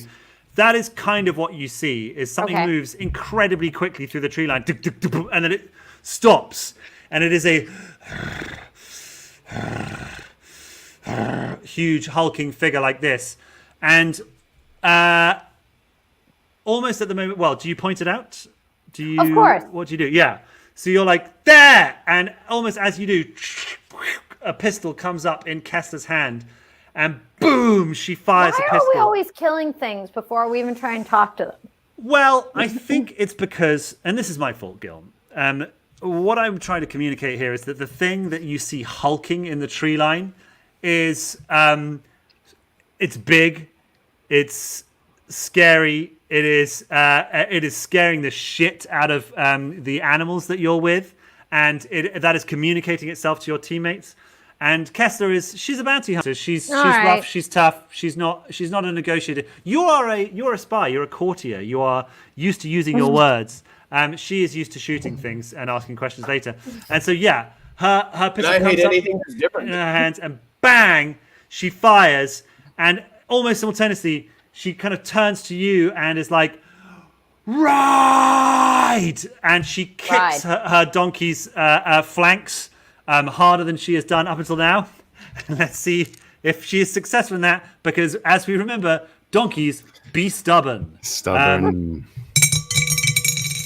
So she rolled not terribly well. Oh no! Let's see how the donkey rolls. Well, don't we all have these guns that we got? You do, but okay. So, so just so you know, just before you guys act, basically, the opening salvo of this moment is that she fires her pistol, turns to you, screams, "Ride!" kicks her donkey's heels, and the donkey goes. And just bucks her straight off onto the ground. No. And she's one of us now. Yeah. So what do you? She did not roll very well, and the donkey crushed its stubbornness roll. So it was like no way, and bucked her off. So what do you guys want to do? Okay. Right. Jeez. In fact, before you make your decision, I'm so sorry. Something else happens because Smilar, who is off to the right, I think, looks over his shoulder this way because his donkey is like pulling so hard away. The donkeys are like trying to get into a ball. They're trying to mush themselves together, like kind of modeling putty or something. And you look over to this side, and you see another figure, and in the flash of the pistol going off, light is cast into the edge of the woods, and what you see there to your right, and including the one to your left, is this. Oh. And zoom out if you would, please. Oh. Yeah, you see these things. And so give me everybody give me an intelligence roll at a plus 20. 36. Intelligence and characteristics, right? Yeah, it's just your basic thing. So did you roll a 36, Gil? Yes. Okay, so that might be... Good. Let's see what your intelligence 17, is. again. Yes. So you made it. Ross, you made it. Phil? So, yeah. 77, baby! Okay, so Phil, you just... I mean, you maybe don't get a very good look at it, but you panic. You guys think... The others of you heard rumors about these sorts of things. This is not a common occurrence in the Warhammer world, but these look like skin wolves, as they're called, which are, let's be honest, basically a way to say werewolves without saying werewolves. I guess there was some sort of licensing issue. I understand. So they're not always in this form. No, and in fact, you can see they have little ragged kind of bits of clothing on them. And they let out a piercing howl, and they sort of move to charge at you. Well, maybe now, since I'm so good with my bow and arrow, it's a time to deploy that. Sure. It's rapid. I can probably shoot 3 more quickly with that than I could with my gun, given the reloading time. Well, the gun, yes. So like we said, the gun is quite useful to just fire, take a chance on that, and then drop it and go running for it. I want to be clear too. Let's just address the elephant in the room. It's my friend's birthday. I'm out of town. We quarantined for 2 weeks, so every week we took our tests. I'm not just like flaunting quarantine rules, but they're being really kind, trying to walk through the other door, but they keep walking through the screen. I just love it's just like a sort of great array of different people. It's like a sort of like a clown car. It's my pod. That's my pod, everybody. I was gonna wait till the end, but like it looks like I'm just gonna have to do it now. That was just such a good one. When a topless man enters the back of the So okay, yes, Gil, you can shoot your pistol, you can do whatever. But I will say that these things are they're tall. They're like 10 feet tall. They are broad. They move extremely fast. And in fact, I can't believe I forgot about this. There's a specific mechanic for this in the game.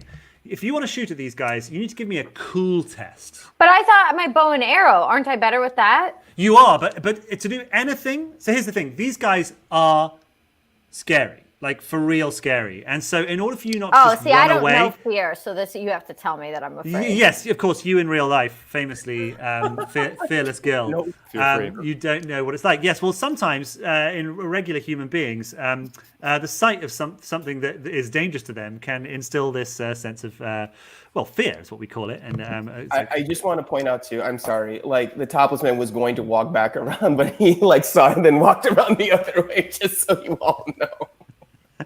That is very accommodating of him. So Gil, yes, all of you, in fact, everybody right now, I need you to give me a cool test. All right. I'll add this to this. These things are really scary.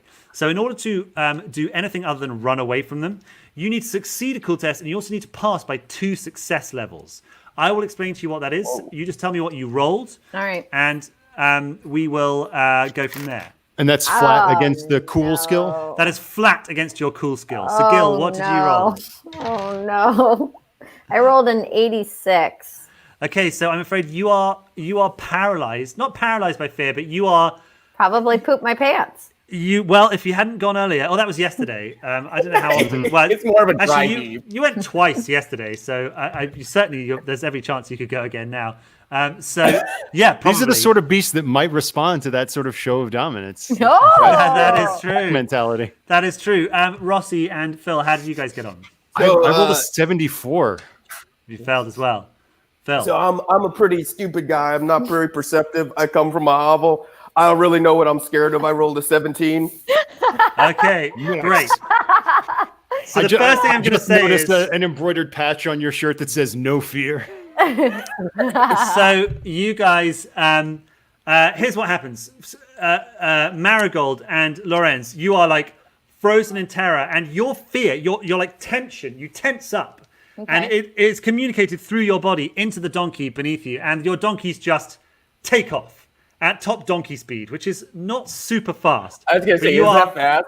You are carried. They are like, and they set off, and you guys are like being like thrown around in your saddles. I've honestly never seen a donkey run.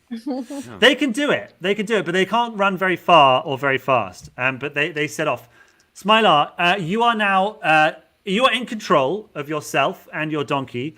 Franziska Kessler is on the floor next to you, like on the flat on her back. She's not yet got up from where she is.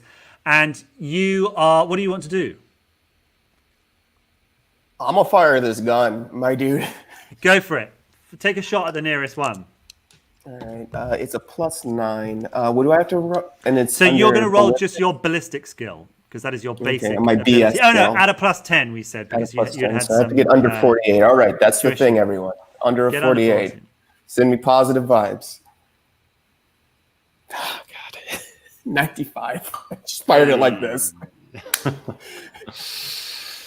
Now that is just short of critical failure, right? Because it's 6, 96, 97, 98, 99, 100. So, but it's a really bad shot. It's a really bad shot, and I mean, I think that something needs to happen to reflect that. So you whip round, and it wasn't a fumble, it wasn't a misfire or anything like that. So yeah, here's what I say. I say what happened. You fire your pistol. Mm-hmm. And the bullet, you're firing at the two. There's two werewolves on your side and one on the opposite side, and it hits one of them. The bullet hits one of the werewolves, but as you watch, it like this, and as you watch, because it's pretty close now, there's like a patch of blood like appears here, and then you see the hole in its shoulder just close up, and then the bullet falls out to the ground.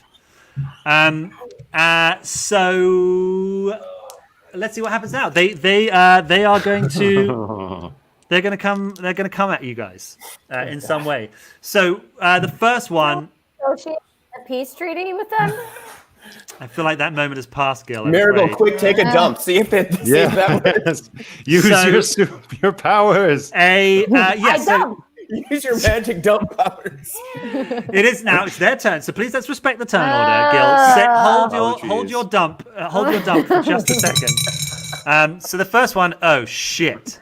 Oh god. The first one just rolled a 1, which is a critical success. And so I'm going to say, no, don't worry, because the first one was more interested in Franziska Kessler, who had fired at him, this thing just like it bounds forward, like on all fours, and launches itself, and it lands on her and just digs its hands like deep into her chest like this, and like lifts her up off the ground like over its head, and that's its turn. That went great. That was a great turn for the werewolf. That went. Oh, I mean, the werewolf was absolutely punching the air. Inside, it's like, yes, nice one. I did really good, or however they talk.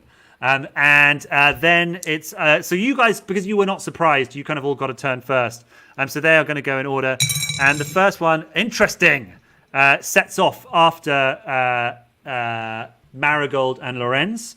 But it rolled a 93, so it did not do a very good job with its sort of leaping gracefully through the trees and things. Perhaps it was distracted by the gunshots and things. And the third one is interested in our pal Smilar Balloon. And it did okay, so it closes with you. So it is going to take a swipe at you, Smilar. Now, this is our first kind of opposed combat thing, because last time the guys that you ambushed them so successfully, they never even got a shot off, basically. So here's what happened. In this, we're going to have an opposed melee test. So the way that works is that you are going to roll your melee basics. So you're defending yourself with your probably with your hand axe, your hatchet, because it's you're What about on that donkey big back. ass axe I got? Well, you're on donkey back, right? Oh, okay. You remain adonked. And as a result, I think Badonked. you wouldn't. It'd be too I'm unwieldy. badonked, So your yes. halberd is probably like strapped to the side of the donkey. Okay. But your hatchet you would have in your belt, so you're able to defend yourself with that. So this is a better weapon to use in this situation. And you know, Sigmar willing, if you're not immediately torn into pieces by these things here, you will get to use your big axe at another time. So roll your melee basic, it should be in the middle column of your. Do I get any pluses or anything like that? You do not, and in fact, he does get a +10 because he's charging you. So I have to remember that. And here's what's going to happen, right? If he succeeds, it comes down to this: who gets more success levels in this combat? Right? If you get more success levels than him, he fails to hit you, and you gain an advantage in your next fight. If he gets more than you, he does his damage plus whatever success levels he got. So roll well is what I suggest you do. By the way, if anyone's confused, I've got my tattoo was covered up for work yesterday, and I forgot to wipe off the makeup last night, and it makes my wrist look very strange. So, how did you do, Phil? I'm rolling off 21. Okay, that was good because that is good. Because mine is 43 for my melee. Okay, so he is. Oh, interesting. All right. Well, okay. Good news is he rolled pretty well. He rolled a 19. Oh, damn. But he was rolling it against a 40, so that means he has 3 success levels. How many success levels do you have? Mine was a 46, and I rolled a 21. So that's better. So you had 2 right? success levels. Yeah. Okay, so he does beat you because he had 3 success levels. So he is going to do his damage. But at first I need to see where he hit you. So he rolled a 19, so that's a 91 on the hit locator, which means, what is that? I think that's like your leg. So he's going to bite you on the leg, basically. And let's see how much damage he does. Yeah, how many points do I lose? Ooh-wee. Okay, so he does 8 wounds to you on your right leg. Yeah, this game is dangerous. If you get hit pretty hard. So we take off your toughness bonus, which is 4. So you take 4 wounds. You've lost 4 wounds. Where is wound? That is on the second page. So you have 22 wounds. My God, you're a real beef boy. I'm hardy. 22. Yes, you are hardy. So yeah, you take 4 wounds off that, so you're down to 18 wounds. 18. That's not too bad. But he also gets an extra advantage on his next attack on you. He attacks again? Next turn. Yeah. I can do something, right? Yeah. Can I shoot him with my bow and arrow? Now, sometimes, be warned, sometimes these guys will do that. So now, actually, am I going to do that? No, we're just going to go in the order we were doing before. We're just going to stick with that. So, yes, it is now Franziska Kessler's turn. And I tell you what she's going to do. She's going to pull. She is like, this guy, she's impaled on this guy. His fingers are like in all her internal organs. But let's get her. Can we get her up on the screen again? If that's possible, secret. Maybe she has, a book underneath her. That's a common thing in movies, right? Like it is like a book that stops. But I'll tell you what she does. She reaches down. I mean, look at that. That is not a face that gives up easily. In spite of dying, she has got armor on. But his fingers have punched through that breastplate like soft cheese. What? These things are. If you're not getting it, they're real nasty pieces of work. And but she pulls out of her boot a small dagger, and she just full on like prison shanks this thing while it's holding her. She's like like into its chest. And Smilar, you are close enough. Like as this thing bites you, you're like and you turn and you look and you see this happen, but you see that as the blade punches out, it's like. This is why I feel like we should have negotiated with these creatures rather than attacking. Very possibly. Now, Gil, it is your turn. What do you want to do? Your donkey is still making a beeline forward. Can I have some kind of insight into what would be effective in fighting these creatures, since normal weapons don't seem to work? You can. So because you succeeded in that intelligence roll earlier, and you realize that these things are skin walkers. you know that they are ahead of you. These are creatures of darkness, and you are close to a chapel, a graveyard, sanctified ground. Oh, that's great. There is a strong chance that if you can get there, they may not be able to follow you. Can I grab my friends and... Yeah, you can. Well, so you are further away from Lorenz, but you can certainly shout back that information to everybody. Great. I inform everyone. Great. Perfect. Okay, so everyone is informed, but that's a free action because you can talk freely here. Oh. Do you want to just spur your donkey on towards the graveyard? Spur away. You spur away. Okay, so give me the donkey's already heading in that direction. So I would love from you a ride roll. All right. And you can do it at a +20. So you need to roll under 60. Okay. Well, guess what? I rolled 60. That's okay. That's like 60 and below is so you just succeeded flat. So that's great. The donkey. You sense the donkey is pleased. That it's like, oh, you're encouraging me to go where I already want to go. We're working in sync. We have a good relationship. The donkey and I. Yes, the donkey likes you. Yeah. The donkey kind of brags to the other donkeys that you. I got the pooping one, and that is a sign of high status in donkey society. Got a poop elf, right? Yeah. Those that freely poop are saluted in their society. So yes, you suffer it. Lorenz, I believe it is your Lorenz, it is your turn, I think. Yeah. I mean, I've heard that information, and I feel like Lorenz might have already had this theory of like as a Sigmar fanatic, it's like the hallowed ground where these cursed creatures cannot follow, and and it's just like do the same thing, race the wolves to the chapel.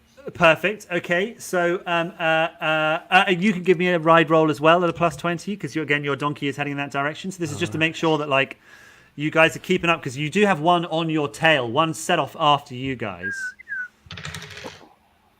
Oh, 21. I made it. Great. Okay, you made it by some distance, I think. Yeah. Yeah, great. So again, you feel your donkey kind of really lengthen its stride. It is it's suddenly having its like Seabiscuit fantasies. It's like away I go. It is like as it goes. That is a donkey noise. That I realize that could have. If anybody watching now makes GIFs or anything, or please don't, guys. Please don't cut out that bit so it looks like I'm fucking because it's a real horny donkey and running. I cannot see myself in coitus otherwise. I lose it. I don't know what anyway, sorry. We were talking about the donkeys. Yes, you were donkey speed. Yeah, you were donkey speeding towards the chapel. Moving at the speed of a donkey. Yeah, speed of a swift donk. Drifting into the chapel. Tokyo Donkin right through the too fast, too donkey. Come on. Yes. So Smilar, what do you want to do? You have just been bitten badly on the leg. So by this is my question, because we all know the role playing is about trying to outsmart the dungeon master. His teeth are still in my leg, right? I think he's like bitten I'm going to say he's bitten a chunk out of your leg. He like went rawr. Because 4 wounds that's a sizable, it's not a big chunk. Yeah, okay. But he's still there. Like, am I going? He's in close proximity to you. Yeah. I'm sorry. I'm trying to think of like if he's super close. I was going to try and put an axe in his head so that he couldn't attack me, and then I could ride off. But I might try and just run. Like what if you knock all his teeth out with an axe? Interesting. Mm-hmm. Yeah, that's a good idea. Cram something in his gullet. Yeah. Okay. So I'm gonna just try and swing this axe in his fucking mouth.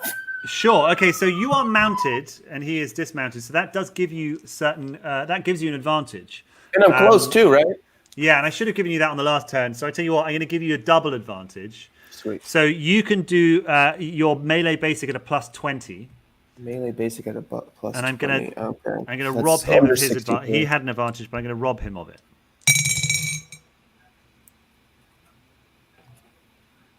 I got 62. I just made it. Okay, great. he also failed pretty badly. Sweet. So that gives you. So that's I'm gonna add his failure levels to your success levels. So here's what I'll say. I'm not even going to calculate the damage because, as we may have learnt by now, these things don't really take a huge amount of damage from what you guys are doing.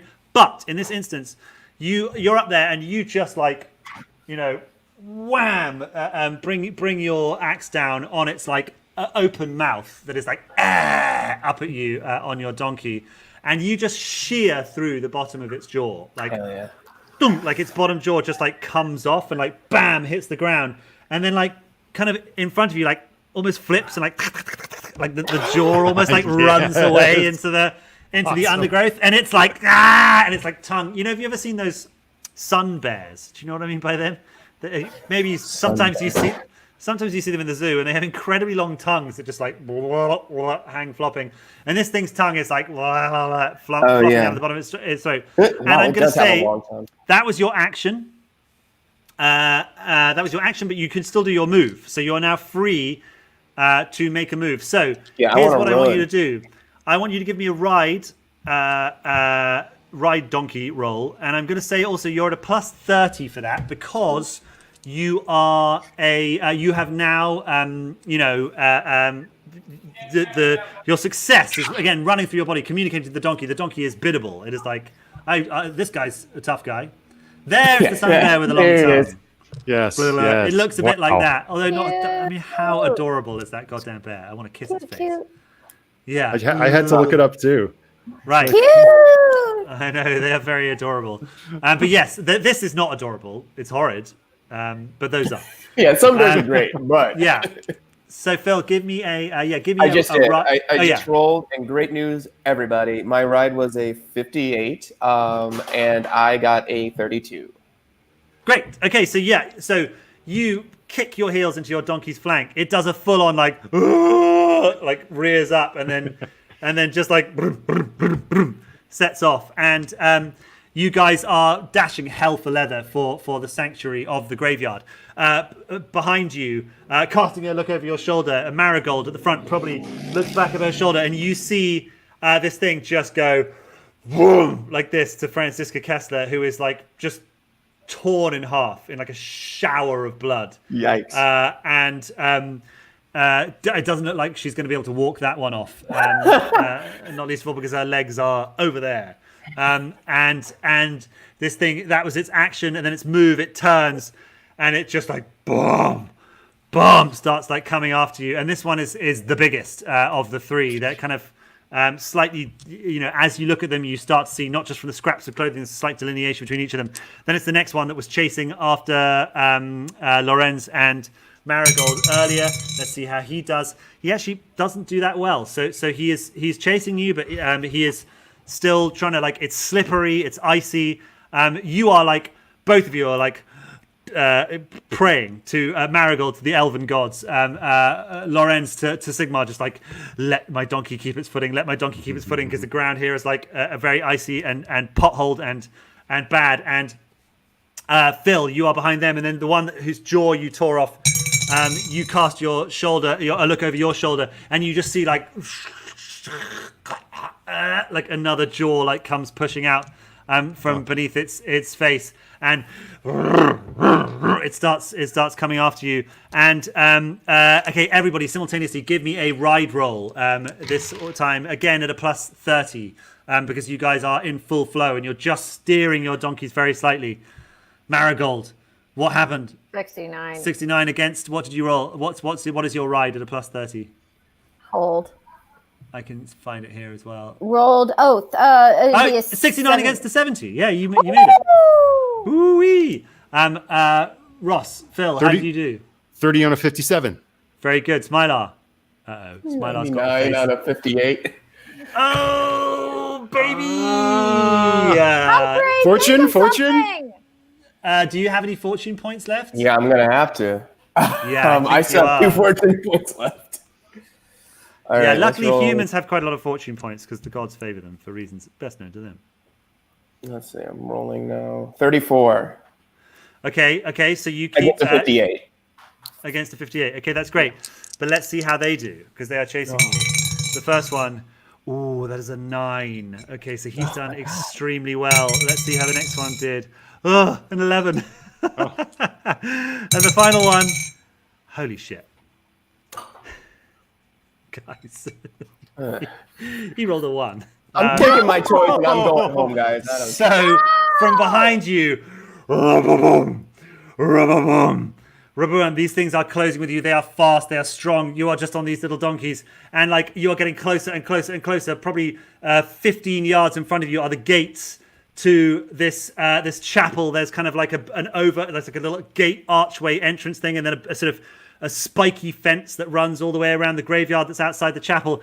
And like just as you are getting closer and closer and closer, Gil, like this hand, this huge clawed hand comes around in front of you, and just as it's about to grab you, there is this boom from in front of you, like this loud, explosive, percussive sound, and a blinding light explodes from out of the archway in front of the chapel, and you hear like this like roar from behind you. And as the light sort of dissipates, your eyes grow accustomed in the gloom to what you can see in front of you. You are greeted by this sight in front of you. Standing in the doorway of the chapel, a warrior priest of Sigmar is standing in the chapel doorway. And he's like, looks like I timed that pretty well. And that is where we will leave things for today. Wait, so Smiler is going to reset with fortune points, right? Yeah, he will. You all will get all your fortune points back before the next session. So it looks as though you guys just made it into the sanctuary of St. Heinrich's Chapel. Can I say my favorite thing in a role playing is when the people who fuck up like survive and the competent one dies. Yeah, I love our most competent badass torn asunder, while the people who are befuddled by snow, tree limbs, and donkeys hastily run away. Always, you guys did very well, very, very well. You know, saved the Horst. Next session, I feel like I'm gonna roll all critical successes because this one was awful. You had a shocker. There's no two ways about it. But you know, this is the fun thing about this system is that like it does have those little ways and means of saving you for when you're having a horrible day like that. But of course, when those things run out, that's when the trouble starts. And also, we should remember that Smilar is quite badly wounded. Sorry, Gil, what were you saying? Oh no, I think I need some potions and spells. I wish we'd taken some. Oh wait, I hate witches anyway, so I wouldn't have taken the woman's herbs. So never mind. Yeah, I guess that was a possibility. I mean, potions and things do exist in this system. They're quite rare. They don't have the kind of magic potion in the way that you get in Dungeons and Dragons or the such like. It tends to be a bit more kind of. You know, it's just like oregano. Exactly. Well, look, guys, I don't want to hold you any longer because I've taken up more than enough of your time on this Saturday morning. So it remains for me just to say thank you very much to Mr. Phil Walker, Mr. Ross Bryant, Mr. Gillian Jacobs for your excellent role playing. Thanks very much and farewell. And then I'll stay on the line for a tiny bit longer to give the farewell. Bye, all. Ooh. Okay, pals. Well, I mean, goodness me, what a good time. We had an awfully fun time. Can you tell that I'm looking for what I'm supposed to say here? Here we go. All right, it's the end of the show, everybody, and it's time for the end of the show business because there are many other fantastic shows here on Stream of Blood tomorrow at Sunday at 6 p.m. Pacific time. It is the next installment of the ongoing Vampires of Pittsburgh, a Vampire the Masquerade game that is now being released as a podcast. It's great. I've been listening to it in the car on the way to and from work, which is in a way quite sad because it's just friends of mine playing a role-playing game that I'm not part of, but I like it. It's good. I won't be judged by you. And yes, tomorrow, 6 p.m. Pacific time, with Thomas Middleditch, Ashley Birch, and our very own Ross Bryant. Although he's maybe their very own Ross Bryant, and we've been borrowing him. It's hard to say. And Clint, our secret keeper, has asked me to preface this special announcement by reading you the following. You know, there's a tavern in Limehouse where sailors go to tell their tales, not too far from the wharf where the scent of fish and blood chokes the air. You'll see the sign of the trident and know that you're there. This Friday, October the 23rd at 6 p.m. Pacific Time, our Victorian-era Cthulhu, Call of Cthulhu series, the Neptune Society, will be holding a general meeting of the membership. Past and present players and characters will be coming together to make presentations of their occult findings and suggest expeditions for the Society to fund in future episodes. If you're a subscriber on Twitch, then you are also a member of the Neptune Society and will get to vote and decide what dangerous depths are plumbed next. And the very next day after the meeting, we will begin our new Neptune Society story arc. That is going to be really fun. I should be there. I hope that we will see as many of you as possible, along with all the other creeps and weirdos that make up the regular players of the show. Now, here's the thing. It would be very kind of you if you would spread the word about Stream of Blood. Follow us on Twitch, subscribe for special emotes and other benefits and things. We're on Instagram and Twitter as _streamofblood_ and on Reddit at @streamofblood. If you're on Discord, you can connect with us and other SOBs, Stream of Bloods, Stream of Bloodsies, Bloodzos. I don't know what the full title is. On our newly hatched Discord, Stream of Blood's Server of Blood. We'll be posting official announcements, chats, and all manner of extra content. And because we're old, you can also find us on our Facebook group too. Now, we have to give some credit where credit is due to our in-game artwork maestro, Master Will Potorf, who has produced all this beautiful artwork that you've seen throughout the show today, and has many other weird and wonderful surprises up his sleeve for the rest of Something Wicked and all the other shows here on Stream of Blood. And special thanks, as ever, go, of course, to our producers and partners, Brian Baldinger and Clinton Trucks, our social media manager, Megan Arch, and the Stream of Blood logo, which was created by none other than Garrett Ross. All right, gang, thank you. God bless you. I can stay on for a little bit longer. If anyone's got any questions, let's question. I'm sorry, I was reading another thing, but I've just seen that BR Beam. Show us more minis. All right, well, what have I got over here? Hello. Here is, I maybe showed you this last time, I'm not sure. These are some English Civil War miniature men. They are going to be a royalist regiment of my own sort of devising, because I just like these colours and I don't think they're necessarily historically accurate. There's a drummer, and that's the ensign there, but I haven't put his flag on it. What else have I got over here? I've got a Koenig's Tiger. This is a Tiger tank Mark II from World War II. And a little bit of fun trivia. My wife likes to smoke the weed, and so I made the designation number R420. Hey, big shout out to my 420 heads. I've also got a Sherman Firefly up here. That is the counterpart to the tank. The other tank, I don't know if anyone wants to see this. It's got nothing to do with the stream. But if anyone has any specific questions about Warhammer, about Something Wicked, about our players, about me, about over here, what's this? I hear you cry. Yes, this is a Viking standard bearer. These are very dusty, these ones, because I actually, truth be told, moved these here to have a more interesting background from where they normally live, which is up on a high shelf that is covered in dust. I got more Space Marines up here. More of my Imperial fists I'm working on. What you can't see is that this table is all crazy. Fancy Pants 83. How the heck do you keep to 2 hours when the party insists on getting smacked in the head by branches constantly? I'll tell you. It is shifting on the fly is the answer. There are certain things, I love messing around, as people can probably tell. I like to let people do silly bits and have silly jokes and this, that, and the other, because that's really the point of doing this, right? It's a social activity to have fun together. So my outlines are quite fluid. I knew that I wanted them to meet little Horst. I wasn't sure if they were going to go to his house. And I was very much hoping that they were going to... Well, I knew they were going to eventually meet the werewolves. And I knew that they were going to wind up at the Chapel of St. Heinrich. So that much I knew, and everything else just kind of falls into place as and when it should. Any more for any more? Or shall I say farewell? Okay, pals. Well, look, thank you again for joining us. You're all absolute heroes. And we will see you next week for Chapter 3 of Something Wicked. Bye!